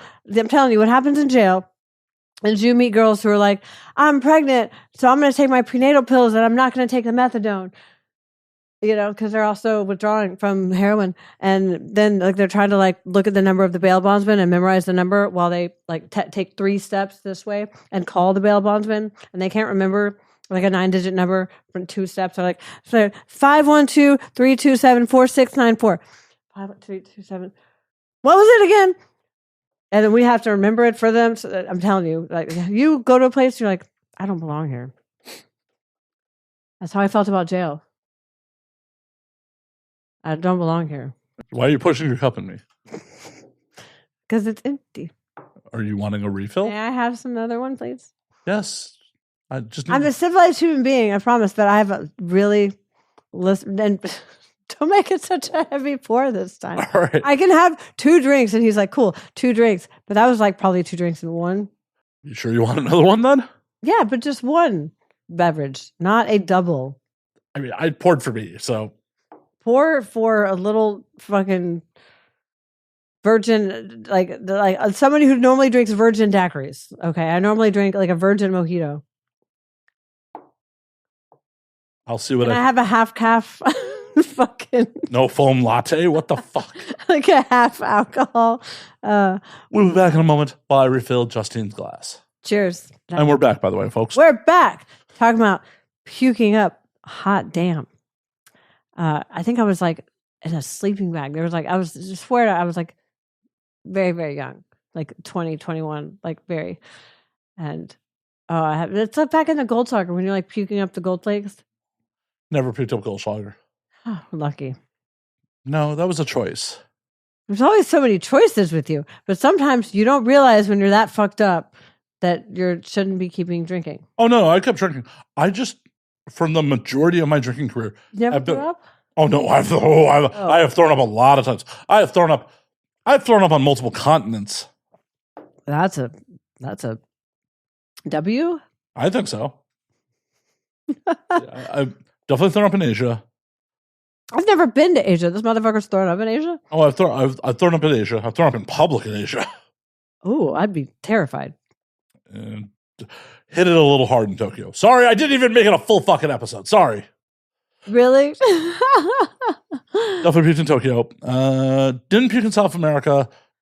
Definitely puked in Europe. Oh yeah, I definitely South America. I would go there for the book thing. I told bookstore we would go there for our awards trip, and a little bit of cocaine, a little bit of alcohol, but woo! And there's a lot of prostitutes in Hako, but I never got one until later. Did I tell you about the happy ending I got? I feel like maybe refresh my. I got a happy ending in Costa Rica. My first happy ending. Wait, just now on this last trip? No. It was probably last year though. No, I'm pretty sure. But tell the audience again, because I'm sure some people didn't listen to the first time you're on the show. No, I don't think I had been. I don't think I had gotten it at that point. So this was an offline for me. Man, I got finger blasted. Well, and it was a female that was giving the happy. I didn't know. So what happened was, I wanted a genuine massage, but when I realized that the person who was giving me a massage, she kind of came with a bodyguard, and she kind of dismissed him as soon as she saw who I was, because she laughed I'm not in trouble. This girl's can't do anything to hurt me. Accurate. But then she was giving me a massage, and it was terrible. It was a terrible massage.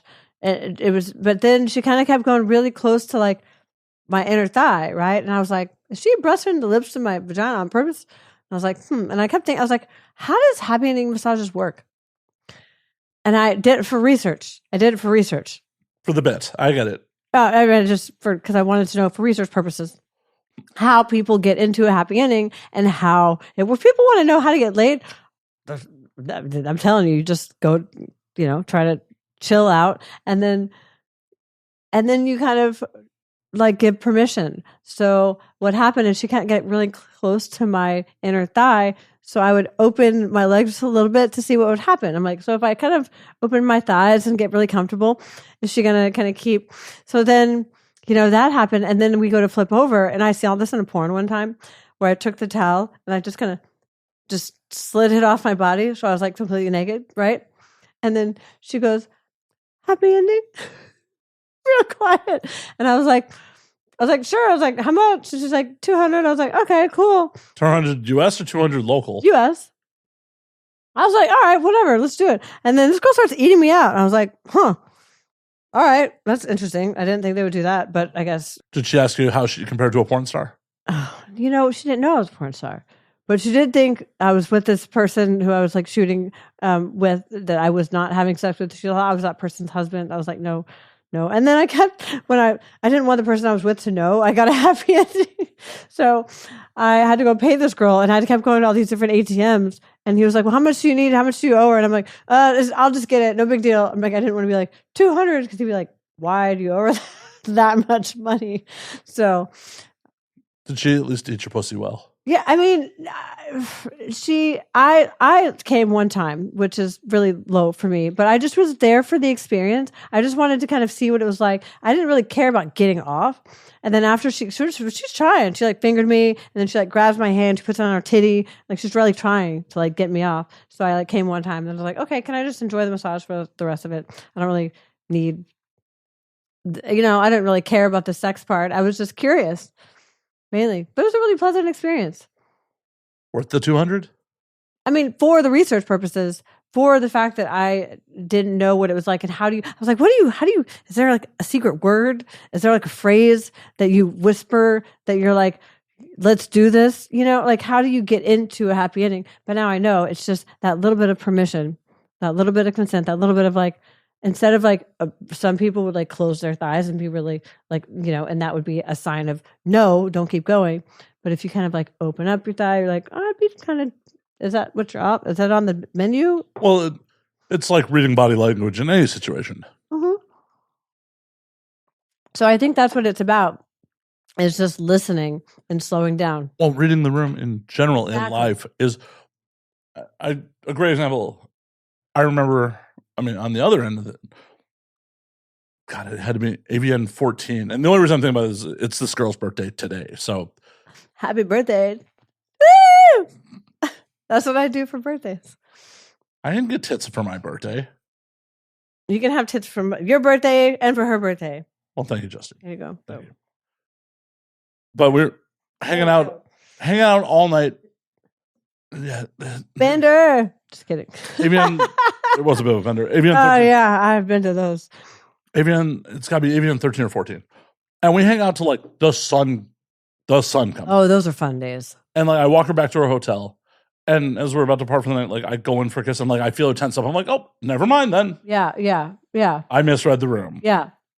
But in the moment, I was just like, oh, fuck. Sometimes it's not even a misreading the room. Sometimes like you're open to that. But as soon as it happens, you're like, wait, I crossed the line in my boundary. I crossed and this person is doing something that I might have opened up, but I'm not quite sure how I feel about that right now. Because especially when you're inebriated and under the influence. So it's not even that you misread the room, is that sometimes people misread how much they are okay with situations while they're putting out those vibes that they're okay with situations. Yeah, and that's a lesson for guys too. Is that they're like, sometimes guys get mad. They're like, you led me on. It's like, bro, I was even leading myself on. I thought I was cool with this, and then all of a sudden you touched me, and then I decided, I'm scared. And you can't fucking undo that. You can't unpush that button. And the more you try, excuse me. The more you try to unring that bell, the more it's like, stop putting pressure on me, okay? Or but if you're just take a step back and hey, whoa, I misread the room. And you might even like, Oh no, I hugged her and said, have a good night. you might even like, if that girl's like, hey, well, you might have triggered some sort of trauma that she had that she didn't even fucking know about. But if you're just like patient, you're like, hey, do you want what I like to do in this situation for guys, lesson is say, hey, I think I might have pushed a button or triggered something like, and I'm totally okay, like stepping back from the situation, but I'm present. And if you'd like to talk about it, I'm here. And if not, that's no big deal. What I like to do in that situation is just say, hey, it's cool if you want to talk about it. If not, it's no big deal. Take the pressure off. At 5 o'clock in the morning, I just hugged her goodnight and said, I'll If see you you don't soon. feel like it, but if these guys are as desperate as you say they are, then they might want to let this lesson. Fair enough. They might want the lesson. You fuck only porn. You're like, I only fuck porn stars. It's not my choice. I would like to fuck some civilians. I would love to. Civilians, you motherfucking civilians. I would love to fuck some I'd like civilians. to fuck civilians too. See, we have the same problem. I can only fuck porn stars because they're the only people that fuck. Can I hit my vape? Do you care? Yeah, go for it. All right, it's a CBD pen. It's DMT. Oh my god. Yeah, no, we're not having that, Justine, today. Aw, I'm bummed. The show's over. Like, that's the Justine I signed up for. Well, I think it would be just a nonverbal vocal Justine that would just be like. I don't think that'd be interesting at all to anybody. You know, I might be amused. maybe by if my this. tits were out, I'd be, huh. You know. That would be your call. You know, I definitely, I'm telling you, that acid trip, I have like a picture of me sitting in a hammock with my tits out. And I was just like listening to fucking music, vibing on acid. And everybody else in the group was very uncomfortable that my tits were out, except for my one friend that I had with me, because people just don't. You'd be surprised because you'd be topless in Austin, but you'd be surprised how many people are like, that kid could see your boobs. Well, she knows what boobs are. Now she's going to learn what anatomy is. Well, I know. When we posted that clip from last time you were on about talking about the story about you being topless in Austin, the amount of hate that fucking post got. Really? I mean, there's plenty of positive shit, but there's plenty of people who talk mad shit about you talking about having your tits out. Okay, first of all, You're tagged in the post. You see the comments too. no, I don't read the fucking shit comments. Why not? Because I don't want to get pissed off. Don't get pissed off. And also, sometimes I just don't see them because I am busy and I have a life and I'm an adult that doesn't. Whoa. You saying I'm not an adult that has a life because I respond to my comments? Well, no, I'm just saying that I'm talking about the people that hate. I don't give those people always the attention, even if it's good for fucking the algorithm. Okay, you know exactly where I was going to go with Good that. for the algorithm. You know my speech. You know, I'm telling you because I used to do it too, and they'd be like, oh, she's a hoe, and she's a fucking disease-ridden fucking prostitute. And I'm like, nah, you know. And that never was good for me, or it didn't do anything, you know. And I do talk shit to them sometimes, especially when I'm like, oh, I have God in my life. And they're like, you need Jesus. You're going to hell. You're promiscuous. And I'm like, I just said I have God in my life. What the fuck? Why do I need Jesus? Like, what are you talking about? How do you know I don't have Jesus? Actually, I do. Jesus is fucking wife, Mary Magdalene. I mean, Jesus loved whores. Jesus, okay, first of all, Mary Magdalene, okay, it's like Christ's like wife type shit. You know what I'm saying? There's a lot like of spirituality that has to do with like women, you know, that's not necessarily you have to believe in this or you're gonna go to hell, you know. And I have God, so I answer to him, not like not anybody else. You know what I mean?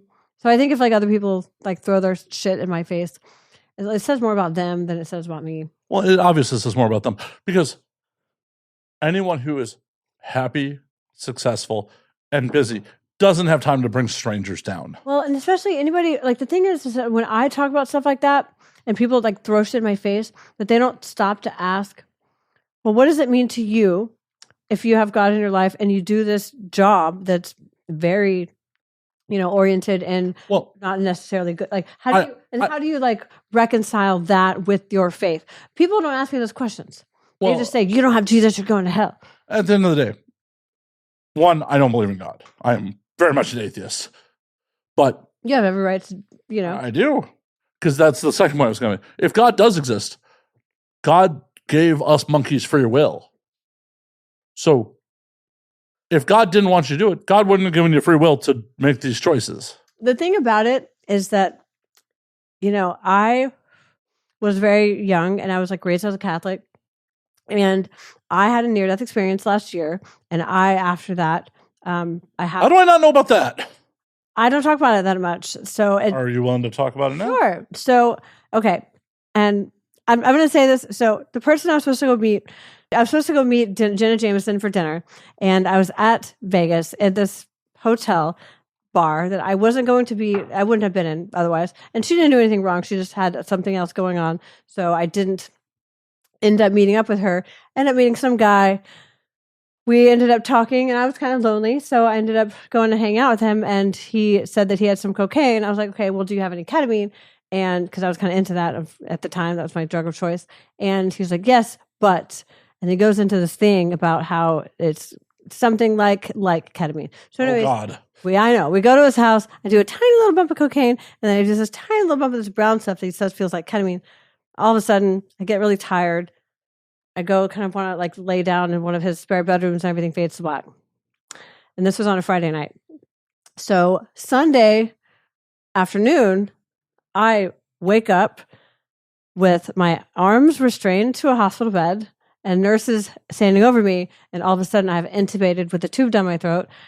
And these nurses are saying, you died of you went into a coma and you had a cocaine overdose. And I said, no, I did not, because I know I only did a tiny little bump of coke and I fell asleep. That's not a cocaine overdose. It was that other thing that I did.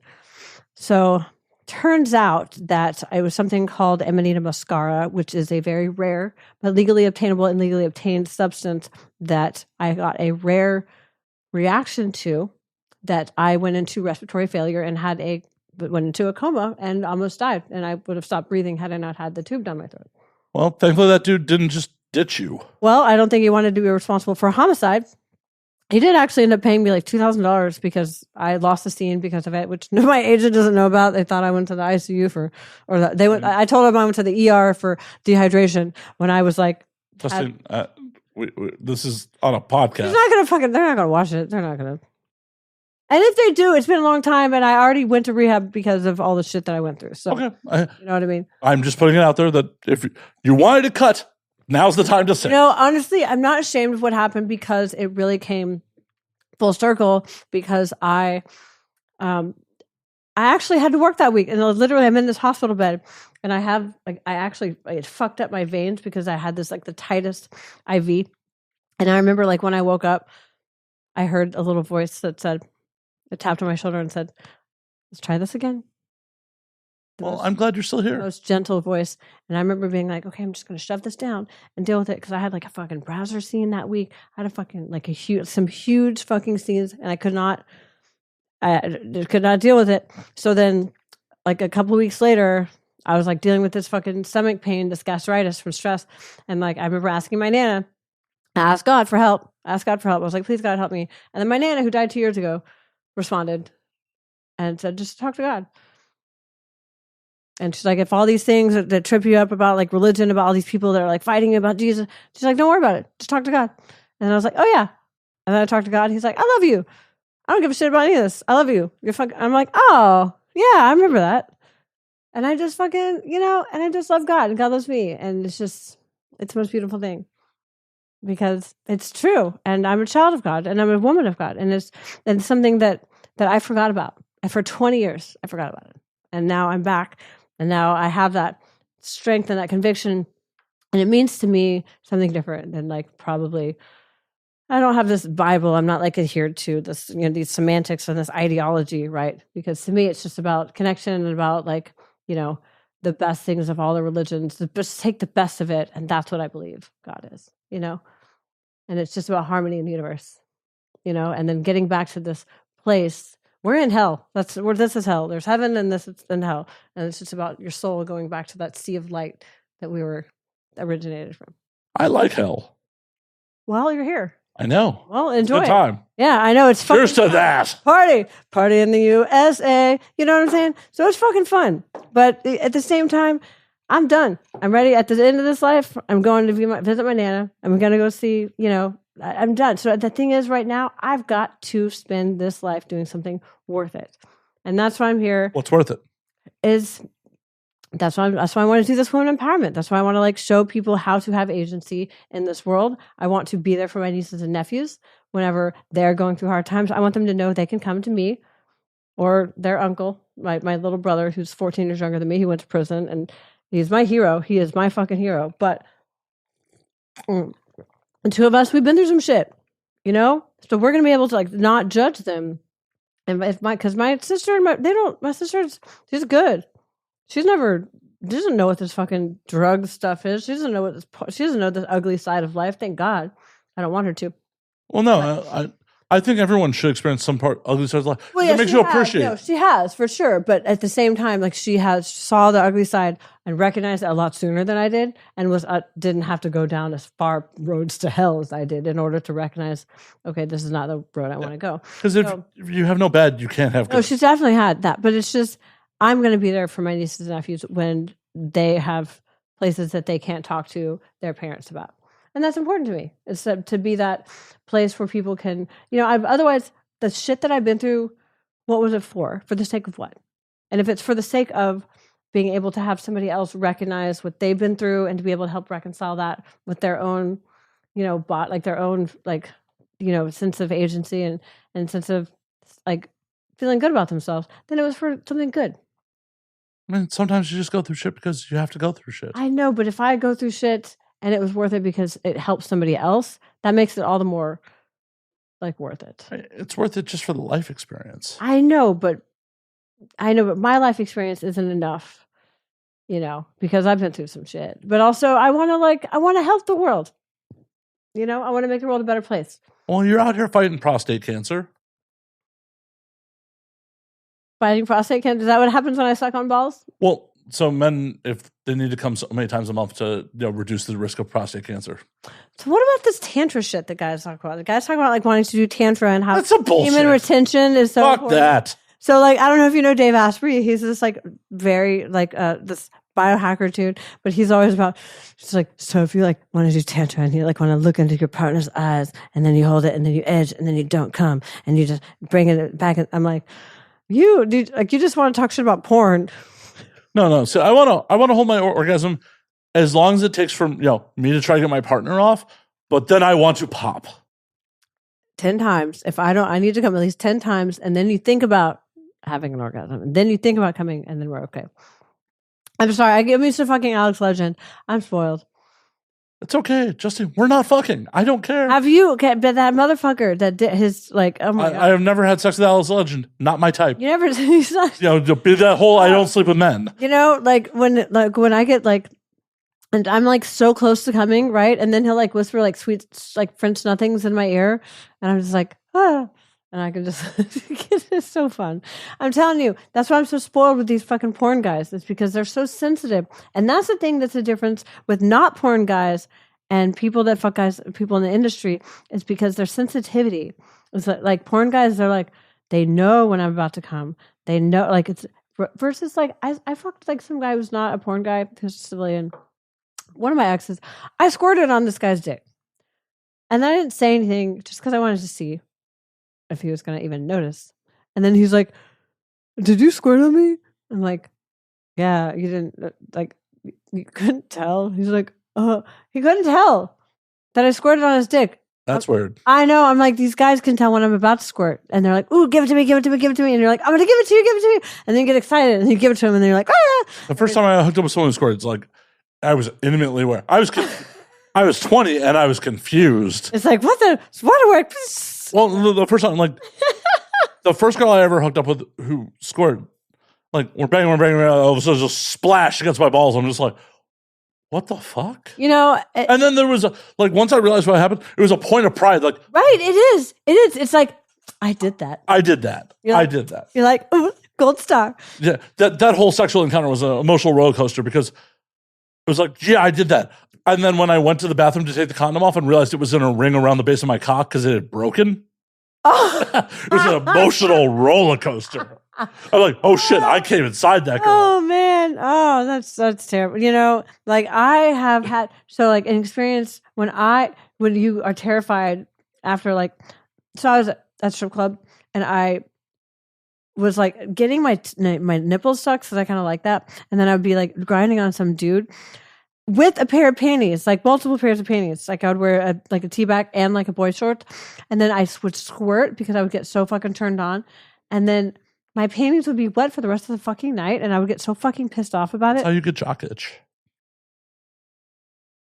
Well, that's why I would get so mad. That's why I'd get so mad about it, because I'd be like, bro, I didn't bring an extra fucking panties. I did not want to squirt.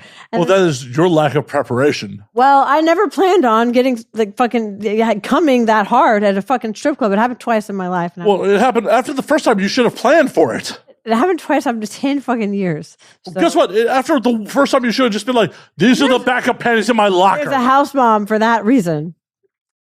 There is a house mom. There is. I know. I know. They're fucking cool. I consider myself a house mom. That's like, where do you consider yourself in 5 years? I'm like, kind of like like a house mom, not the house mom of porn, but like a house mom of porn, where I can like, be like, oh, sweetie, like, don't forget, like, here's your breath mint. You need some toothpaste, because whenever you get, the cum in your mouth, and you want to make sure to bring your eye drops in case you get in your eye, sweetie.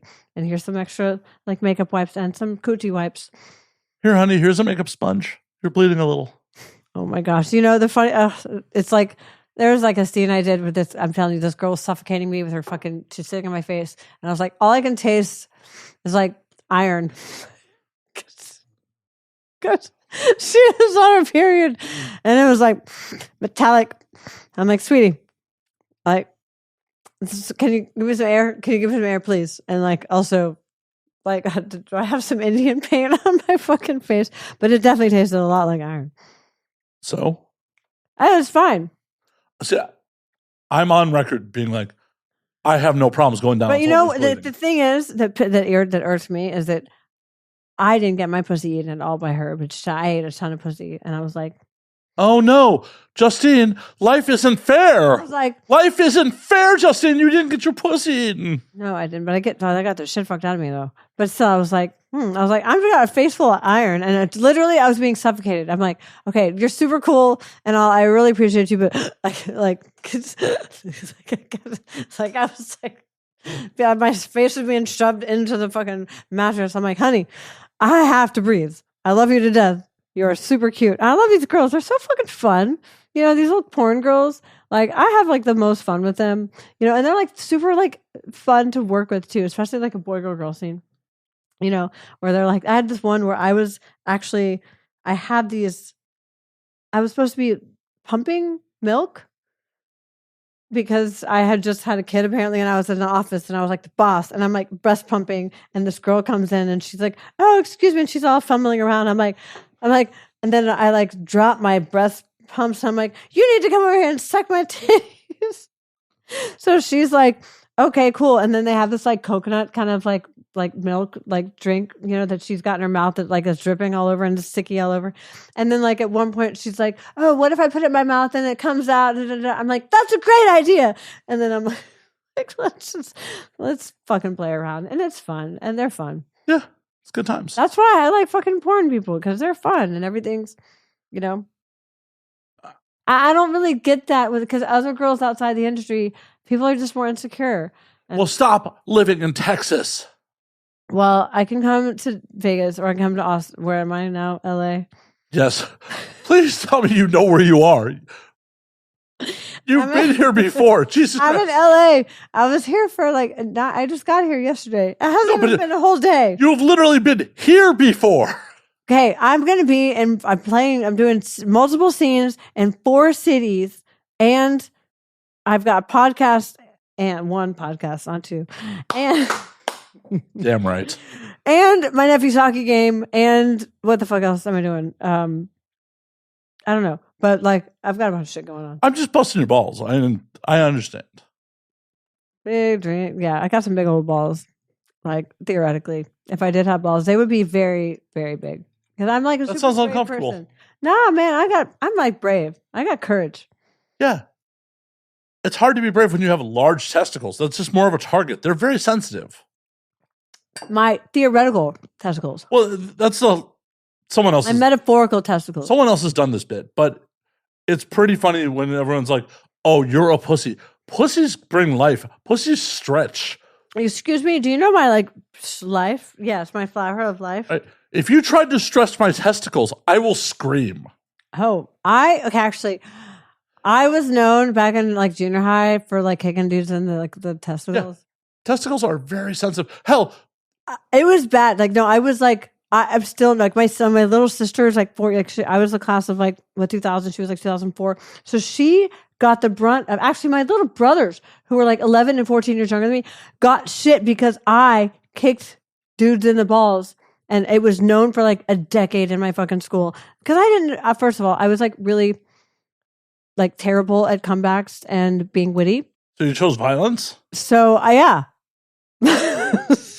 So I'd be pissed off that I didn't know what to say back to these dudes. So I'd kick him in the nuts. Justine, I'm very happy there's a table between us. I'm telling you, I think I'm a little on the spectrum because I was just like, fuck you. And then just nuck in the book, you know? Please don't hurt me. I'm not, because I've learned since then not to use violence and how to just be like, you suck, rather than kicking people in the balls. Because I realized that it didn't really bring that much, it wasn't good for me. It definitely wasn't good for them. Because it doesn't really get my point across. And I want to be listened to. Holy shit. I just realized, what if some dude developed a fetish? Like he had a crush on you and you kicked him in the balls? Because that's why he was being shitty to you. He had a crush on you. You kicked him in the balls and he developed a fetish of like crushing over it. It's like the first girl I had a crush on kicked me in the balls, and then the rest of his life he's just like trying to recreate that moment. I was telling you about trying to like, you know, do my high school reunion. I really don't want that shit to be out there before. If I'm like about to put on my like my 25th high school reunion, and then it's like Justine wants to go kick a bunch of dudes in the balls, so let's like try. Justine, crushing Queen Jakobs. Guys, no, really, I want to have my 25th high school reunion because I want to hang out. Even though those fuckers deserved it, because my high school, when I was in high school, these fuckers, I was bullied, and they would do fucked up shit. What would they bully you about? I'm not talking about TPing a house. I'm talking they would put tea bags because I had this one time where I went to a party and like I went and like to make out with some dude one time. I was a virgin. I was not having sex with anybody. But then they're like my real name.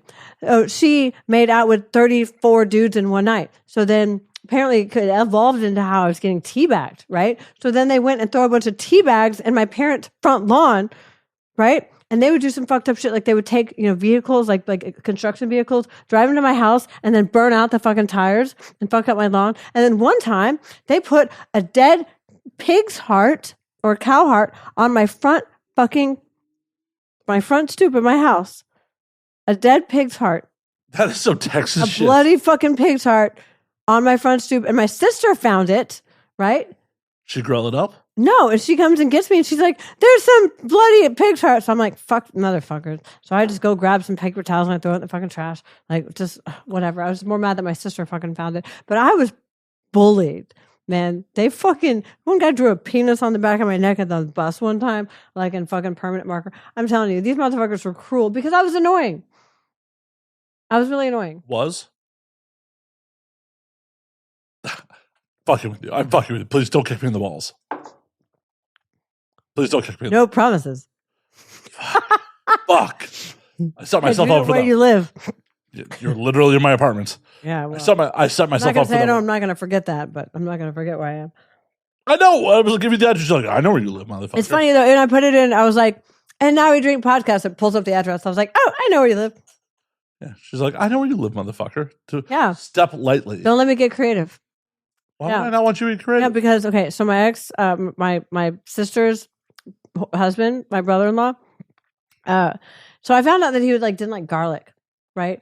So, or he didn't. Was he a vampire? What the fuck's wrong with him? He didn't like garlic, but that he was really sensitive to garlic, and anytime he ate garlic, it was like he tasted garlic for the rest of the day. That sounds amazing. I know, but he just didn't like it because it was just overly sensitive. So, anyways, one time he pissed me off.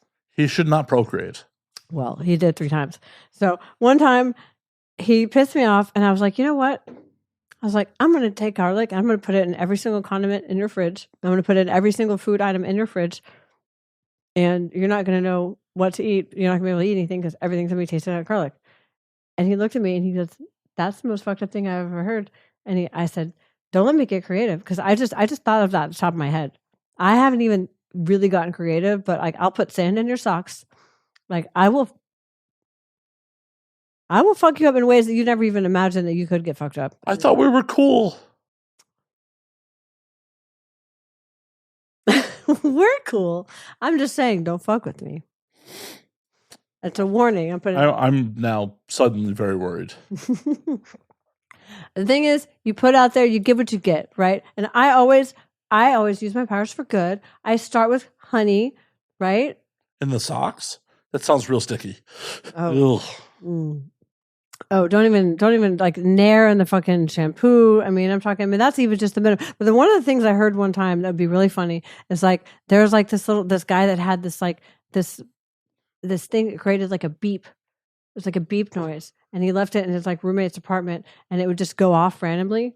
Oh, they sell these things that you can plug in that randomly make cricket noises every 4 to 5 minutes. Yeah. And I'm like, you think you're fucking insane and you're like really getting fucked with. I'm just saying I would never do that unless provoked.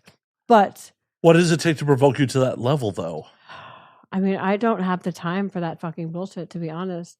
So you'd be fucked with quite a bit? Awesome. But I'm telling you, the pig's heart, that was some fucked up shit. And I rolled with it and these guys had to come to my parents' house and apologize to them. And the worst part is that I would be sleeping most of the time. I would wake up and I'm not talking about TP their fucking house. TPing your house was some child's play compared to what these motherfuckers did. Teabagging my house. Honestly, going on to anyone else's property in Texas seems like a really bad plan. Well, we lived it was a suburb in Houston and. Yeah. Oh my God, there's no guns in the suburbs of Houston. There was, but we were in like the nice part of the suburb. Oh my God.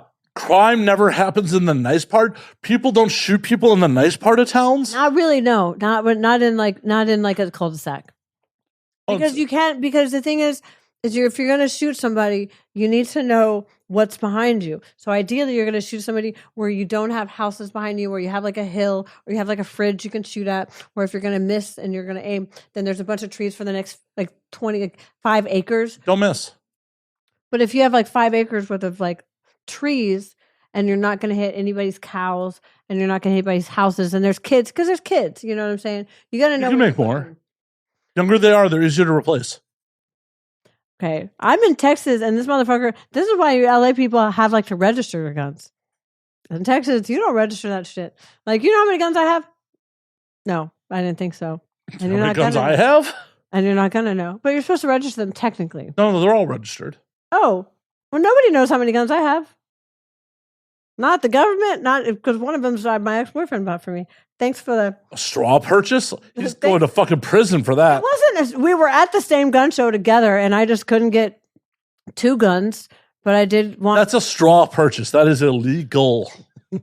Come and take it out of your cold dead hands. Come and take it.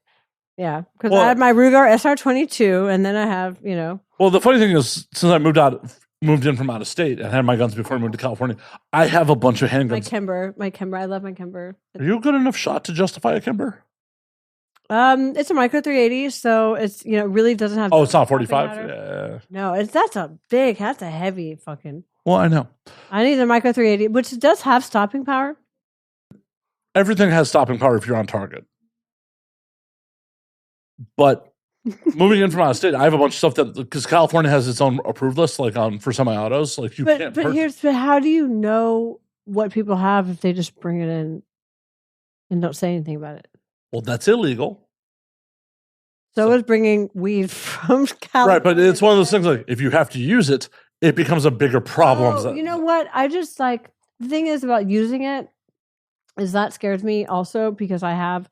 It should. I have discharged my own weapon in my home, like because I was scared. Because I was scared at some point. Whoa! Tell me the story. Like, what? Well, no, it's okay. My little brother messaged me. He's like, "Get your gun ready," because he was getting, followed by like people. People like what kind of people? I don't want to. He has some issues with their. Okay, there's an incident in. This is the little brother who went to prison. Yeah, and there was an incident where he was kind of fucking with some dude that was his friend that got involved in maybe a little bit of drug dealing and meth and whatever, I don't know, because I didn't really pay attention. But I went to go get my brother out of the situation because he sensed the presence of police, which he wasn't wrong, but he wasn't dealing with that shit. So I went and got him, but my brother was scared because he was basically dealing with police presence. He wasn't wrong, but at the same time, they were. He gets pulled over way more than like the average person. So in his car, like if I want him to go buy some drugs for me, if like I want him, hey bro, I need to go get some weed. I'm out of concentrates and I need to go get some more mushrooms and some fucking flour. I have to buy them from a drug dealer. So if Well, that's the problem living in Texas. I know. And if I go send him in his car is hot. So he gets pulled over 15 times in the past 3 months. So I have to go send him with my car. You know what I'm saying? So one time he was coming home, he thought he was hot and I was high. And so I went and got and I wasn't sure if the safety was on. So I checked the fucking, and fortunately I know how to aim down, but I did accidentally discharge my weapon. And then the worst part was, why was your finger on the fucking trigger? Well, I was trying to see if it was loaded. It was. But fortunately, I just shot my rug. I didn't shoot any, but my dog was like, what the fuck are you doing? Holy shit. So this is like 5 minutes ago, I'm like, hey, you want to go shooting sometime? And I'm like, nope, never mind. I would go shooting. But hey, I'm just not going to do it high. I was fucking high. And he calls me. He's like, get your gun ready. Just don't do that when I'm high. I don't think I've ever been around you when you were fucking not high. A little. This is not high. This is just drinking a little bit. I was at home in my own safety in my own home. I think I was doing a little and you fucked that rug up. I get it. I just have a little bit of spot in it, but it's fine. It's fine. But then since then, I'm like, okay, well, I know how to put the safety on. And I realized I need to go get some gun lessons. Uh-huh. So I'm going to go get some. I've already since then gotten to the gun range since then. Good. Yeah. Look, now it's problem solved. Sort of. But at least I'm aware of it. And I'm not going to sleep with my gun under my fucking pillow if I don't know how to. Gun under your pillow? No.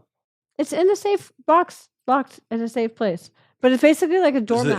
Is the ammo separated? Yes. How are you going to get to it quickly if you need it? I have 2. Oh, the other one's like ready to go. Yeah. Well, I mean, I will keep it. I keep it loaded, but I keep the safety on. And I keep it in That's the gun. That's a bad plan. Seriously, that's a bad plan. What should I do? Well, develop trigger discipline, but in a high stress situation, right? Are you actually training to disengage that safety? So the thing is, it depends on the distance. That means no. That means no. But I'm also willing to be like, I have a gun. I know how to use it. Right. And guess what? If you're not actually willing to use it. Oh, I'm willing to use it. Right. But in a higher stress situation, probably not. If you're not able to use it, that thing is a difference. I'm aware of the situation, which is why I don't bring it out. That's that one time. Justin, you know I did armed security for over a decade, right? Really? Let's learn. I want to learn. Teach me something. All these motherfuckers that like, oh, I want to have sex with her. They're like, maybe not. Yeah, no. Legitimately. So I worked for an armored car company for over a decade. Really? I worked with a gun on my hip every day. It's scary. It is scary if you don't know, if you don't have the right rules and if you don't have the right. When I took the Nevada concealed carry course, I was arguing with the instructor about shit. Really? Yeah. Because he's like, oh, unless you feel comfortable, don't, roll around with one in the chamber. I'm like, in a high stress situation, that will get you killed. Right. And that's the reason you don't want to have the safety engages. Do you have the muscle memory? I wanted to know what was the safety and what wasn't, right? So that I could, and now I know. But in a high stress situation, are you going to have the muscle memory to disengage that safety? But that's what the practice is for. And that's why there's actually they have ladies' night at one of the ranges that I go to that actually has like ladies' night. We can go well, and this is why I recommend Glocks to people, because it's just like a Glock? Yeah. Oh yeah, that'd be fun. So there's another gun show in Texas. Ooh, excuse me. I don't know where that came from. It feels like I gotta cover the sits up a little bit. Well, burp, cover the sits. Excuse me, I'm a lady. Well, part of the reason I recommend Glocks is because it's not the number one like law enforcement weapon. Well, law enforcement uses them. It's simple. The safety's on the trigger. Mm. So you just click it and tick it? Well, no. So as you discharge the trigger, there's a little tab. Okay. Prevents the trigger from being discharged unless you have pressed in that safety that's built into the trigger. Okay. Versus having it on the yeah, having a thumb slide trigger is well and good for range firing. That's good to know. Also, I do like the ARs. Well, that's a whole different system. Those are fun. I had to get rid of my AR when I moved to California. Why? Because I would have had to heavily modify it for it to be legal here. Really? Yeah. That's so sad. Yeah, so Did you give it to somebody? I sold it. Well, good for you. It financed the trip to South Africa for me. So Oh, well, there you go. Yeah, they're so fun. And like the shotguns. Can you have a shotgun here? yeah, no, I have a Mossberg 500. Nice. Those are fucking loud. When we get off air, I will go get my shotgun for you. One more drink? It'll be unloaded. It's fine. I will trust you with the unloaded shotgun. I can do an unload. I like to know how to put like the bullets in there. No, I'm not giving you any rounds to put in. in. Give me any, but I like to know where it is, and Actually, I like to know how to open it and how to shut it. I actually have to make sure the tube's not, and make sure the tube's empty before I hand it to you. I know how to check the chamber. Yeah, I'm still not going to hand you a loaded fucking shotgun. Probably not. That'd probably be a good idea. I would not recommend that. I'm not going to. That's like when a guy comes to a date with like a full dick without having come beforehand. It's like handed Justine like a gun with like a loaded chamber. Like, first of all, you want to discharge that before you come to the date, so that way you're not desperate. Well, are we coming full circle here with the analogies? A little bit, but there's a big difference there. Like, if I came with bitch, really, this is like fucking. If I came with a full dick, the worst that happens is disappointment. I'm not going to kill anybody. I'm not going to. First of all, not intentionally. I don't come to places with guns. I just have them. No. I'm going to hand you one. I'm going to hand you the weapon of my own demise. Choice. I never asked for the gun. Okay, then I won't. I asked for another alcohol beverage. Would you like a refill? I think I could do 2.5. Yes, that's a yes. All right, we're going to pause again for another refill. You ready to keep going? Let's do it. From happy endings to me not dying by my own weapons. I said I only use my powers for good.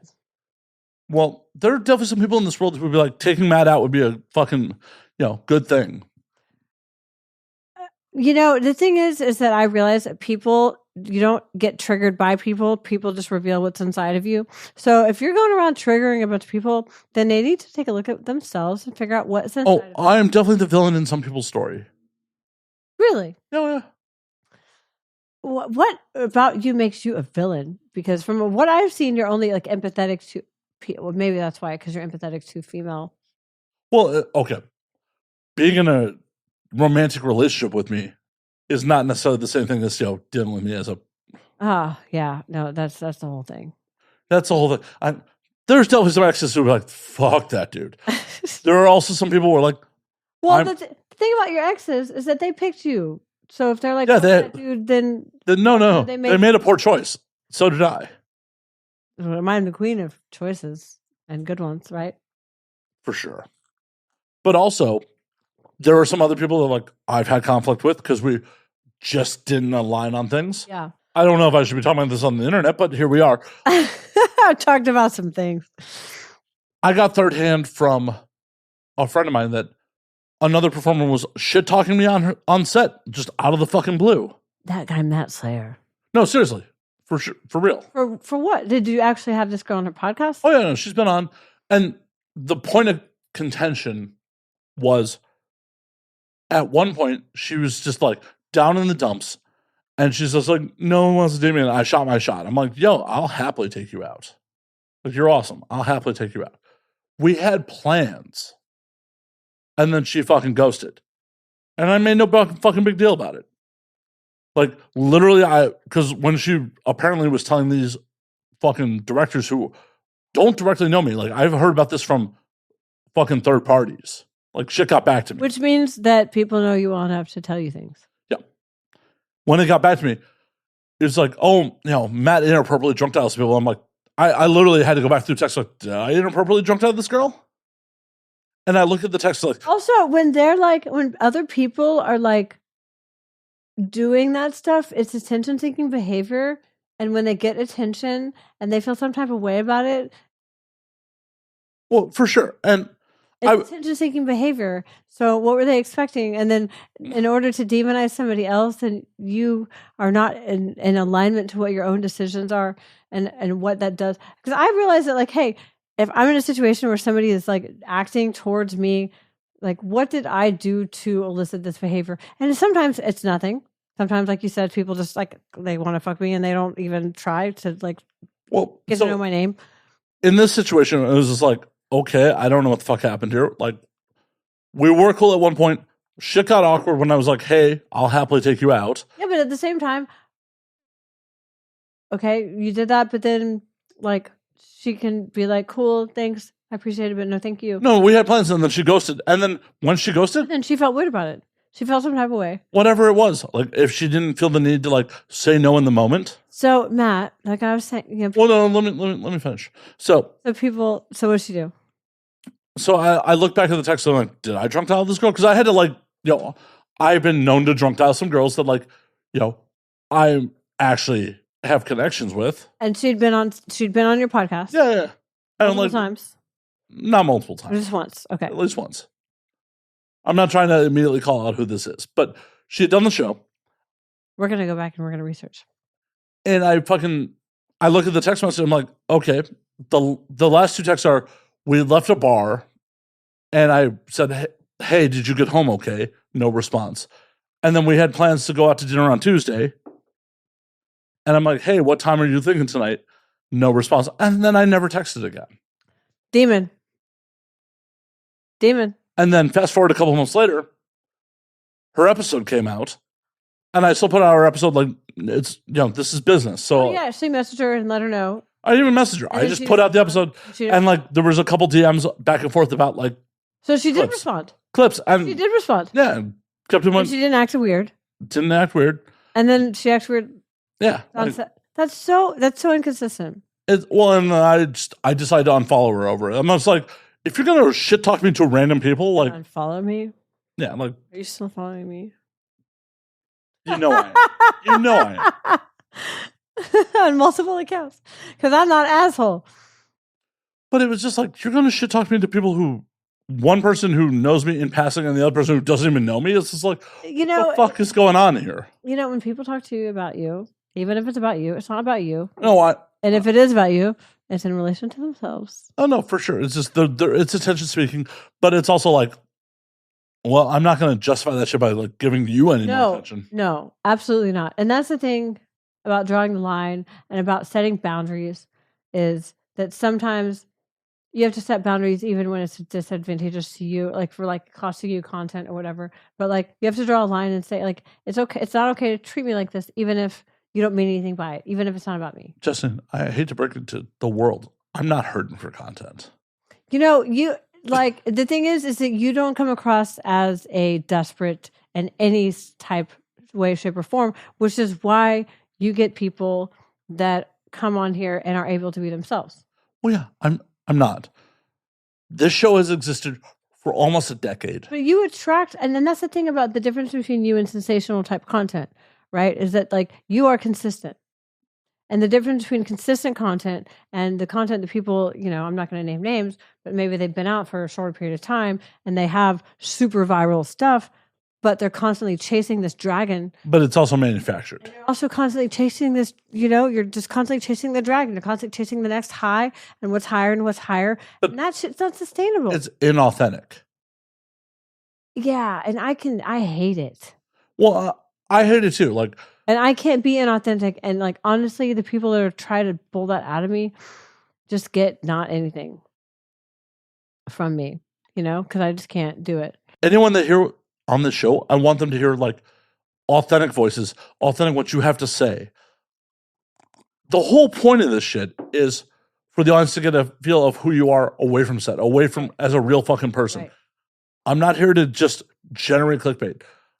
And that's the thing, is that like some of the things I've seen, which is like and this is with the slut revolution, right? That I respect so much. Like, yes, you should be able to have sex with as many people as you want to have sex with and not be judged for it. But at the same side of the coin, I should be able to have sex with 0 or 1 person or 2 people in my life, and that be okay. And I should be able to have not sex with people.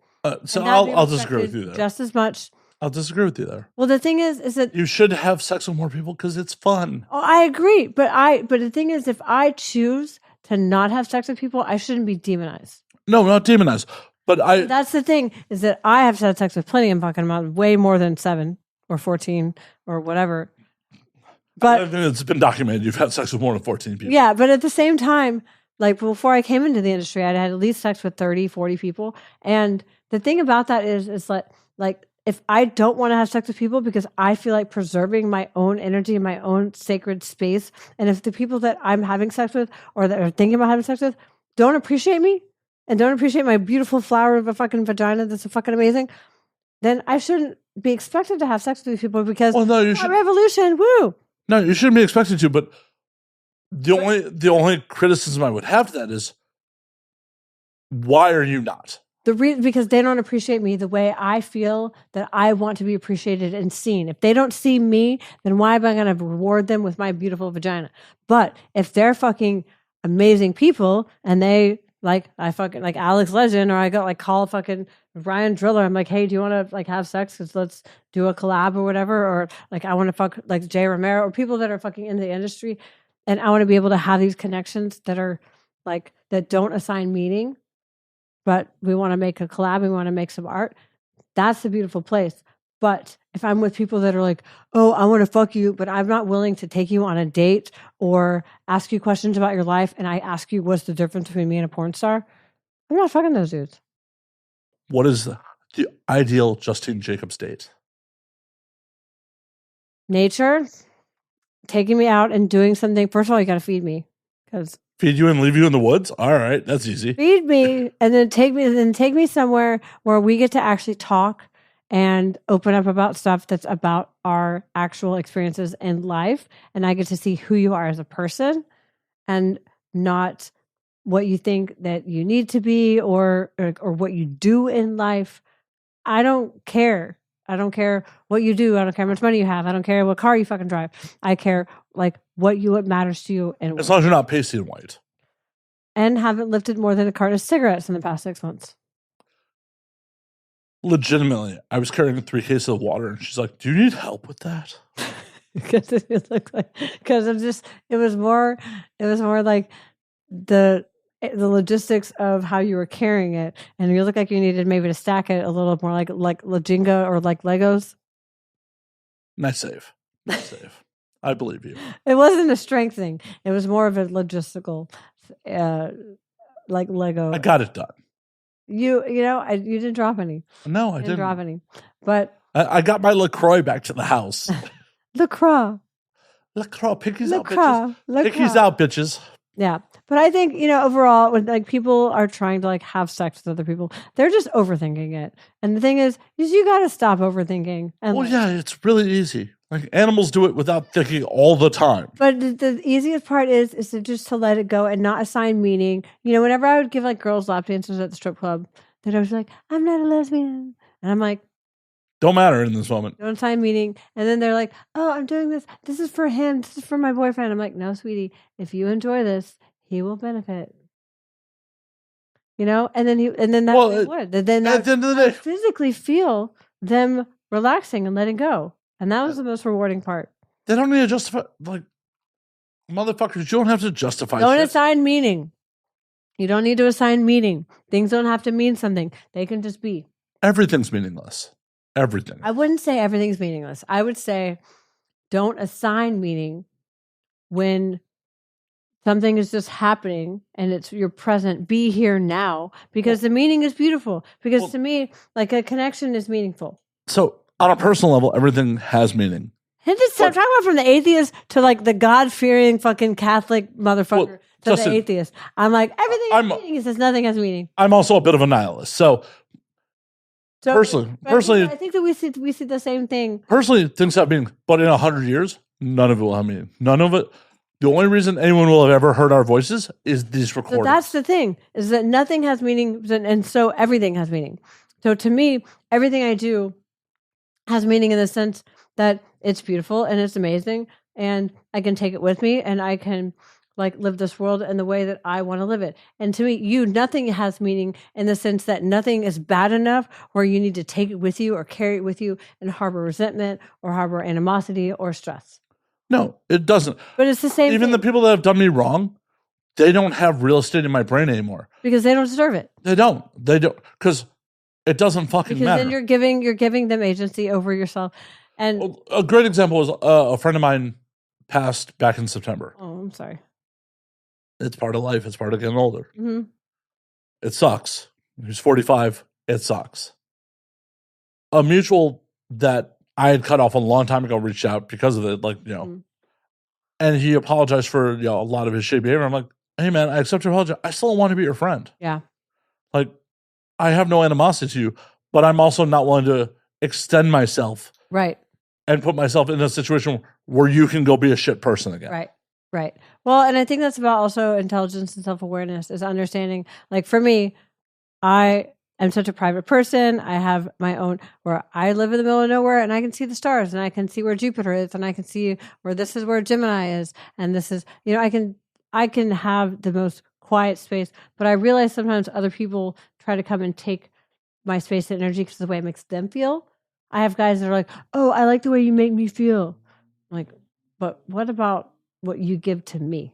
Well, they like the concept of you. What about, they like the idea of me. Yeah, they like the idea of you. They don't actually like you. My ex-boyfriend was the same way, where he loved the idea of me, but he didn't love me because he really couldn't ever understand that he loved the idea of a free spirit.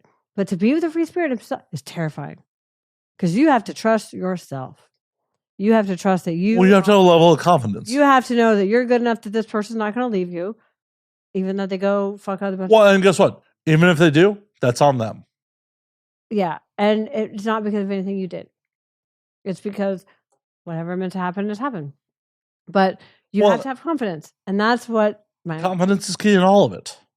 It's so fucking unattractive to have somebody who is, well, the porn guys, you're trying to make me jealous because this guy's dick's bigger than mine. As if the size of the dick matters. Guys, it doesn't matter. Well, and it's unattractive for dudes too. Look, I've told the story on there before. I literally hooked up with a girl who was a makeup artist in the industry. And as I'm inside her, she's like, you're thinking about those porn chicks, aren't you? What? And it was so hard to keep my fucking... Shrivel it up. Just shrivel it up. After I came, I was just like, yeah, this is the last time. Like, that was... So how'd I do? Like, really? Like, this dude asked, how... I'm telling you, we had sex, and it was already anticlimactic. I was already like, I don't know, this really wasn't... Well, and, like, I understand... And then asking me, so how do I do? Well... And then I'm like, wait, what the fuck do you mean? He's like, like, if I were, like, a porn dude, how... See, asking the question like, hey, how can I make you come harder? How did you do? Like, I guess you were enthusiastic, but... Justine, like, the phrasing is what's important. Like, if the question was, how do I make you come harder? Like, what can I do to, No, he wanted to know how he lined up compared to a... Yeah, that's bullshit. Porn guy. See, that's some low fucking energy shit. And it also has to make me feel as somebody who just had sex with you, and all you're thinking about is, like, other dudes. That's kind of like gay, dude. Well, what's wrong with being gay? Okay, first of all, these guys, these fucking pasty dudes in Austin, I'm telling you, they were like, these dudes were like comparing, they kept pretending that they were gay. And this one guy, this one comedian, I thought he was gay. I'm not going to fucking name him because he doesn't deserve to be named. But because he kept saying he was gay. And then I ended up going to see him in this show in Dallas, and then we went home to my hotel room because he asked to stay in my hotel room. I was like, sure, you can stay in the other queen's bed because you're gay, right? And then he's like, let's cuddle. And then he takes my hand and goes and touches his dick with it without consent. And I was like, I kept telling you, I don't want to have sex. I thought you were gay. I don't want to fuck you. But all he wanted was like, but he really wasn't gay. And I'm so confused about why he kept pretending that he was gay the whole time. No, maybe he was gay and you turned him straight, Justine. No. That's how much people want to fuck you, Justine. Get over it. He has a girlfriend now. Look at that. And you are conversion therapy as a person. So are you going to be gay now because I showed you my tits? But absolutely not. I very much enjoy vaginas. I'm sorry, Justine. I'm sorry if that disappoints you. No, and there's these dudes. I'm still not gonna fuck you, but I'm very much straight. I can help you out with that.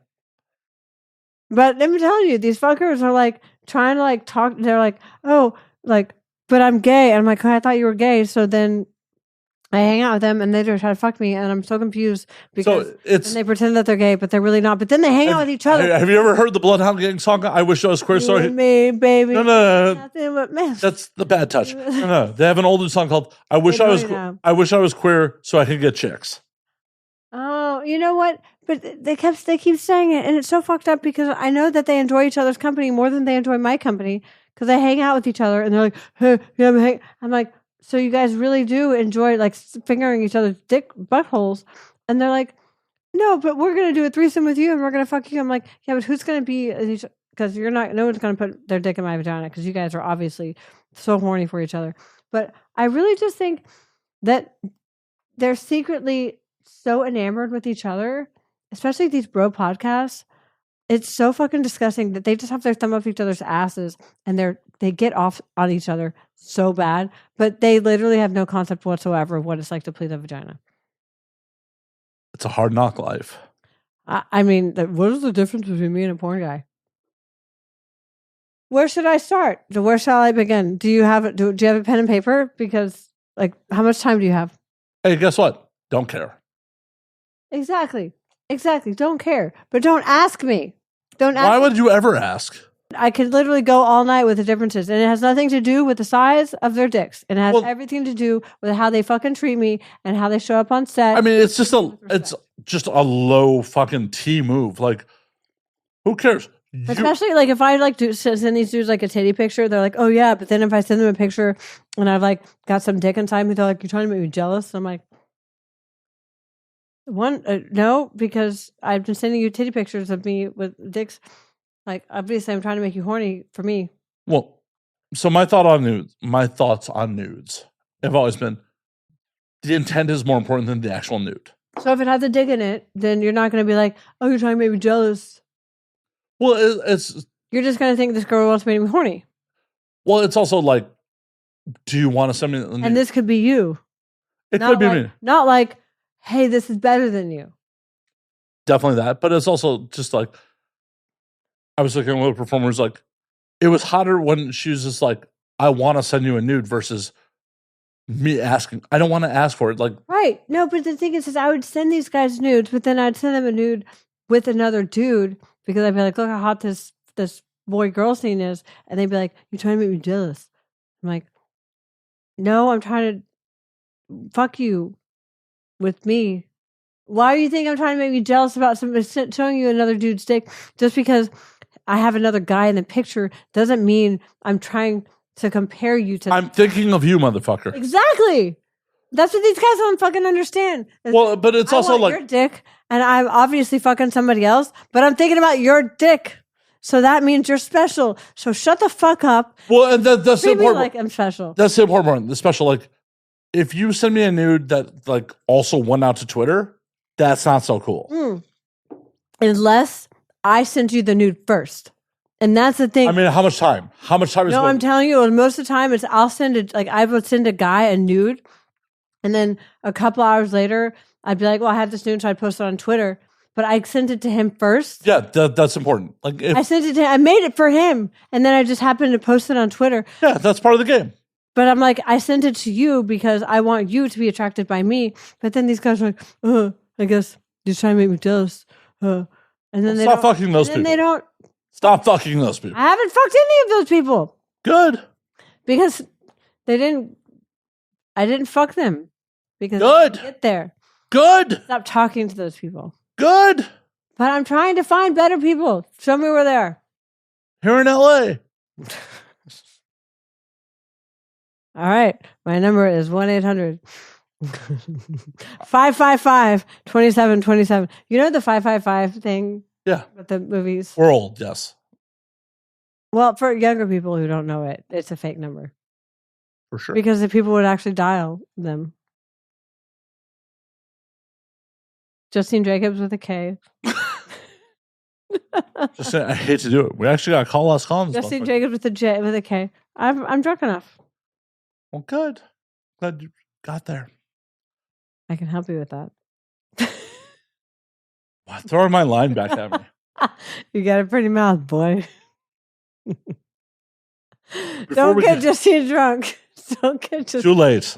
Too late. Before we get you out of here, we're going to call last call. Tell them where they can find you on the things. So I'm on OnlyFans, obviously, Justine Jakobs. And I'm also Justine Fitness and Justine Premium because I've got 3 pages now. Who knows? And then I'm on Twitter, Justine Jakobs. And then I'm on Instagram, Justine.fun. But I've got a couple other sites too, like Next Door Justine and Justine Fitness. I'm doing a bunch of other stuff. And I'm going to be on OnlyFans TV. So that'll be really fun. Ooh la la, OnlyFans TV. I know. I have to have safer work stuff. So it's like going to be about fitness and like eating healthy and traveling savvy. Hell yeah. Because guys are really having a boner for that. But hey, fitness. Let's do some yoga, guys. Breathe deeply. I think we should have cut Justine off before. Well, we're in the middle of cutting Justine. Justine, it's always a pleasure. We will do this again at some point. Woo! That maybe not another near-death experience, but definitely. Yeah, don't die. I like you. I like you as people. Don't die. I appreciate that. We'll try to stay alive. Please do. Stay alive. Which is actually, the beats per minute for fucking doing. Stay alive. Mother and day alive. So staying alive is actually the beats per minute for actually doing fucking CPR. Really? Yeah. Yeah, when they teach CPR, they teach you to stay alive. I know. Maybe that's where I've got it from. Maybe your brother, maybe your mother. But I feel like Justine and I are going to go find a pastrami. Until next week, drink up, motherfuckers. Eat. Yes. Cheers, motherfuckers. Les bon temps roulé.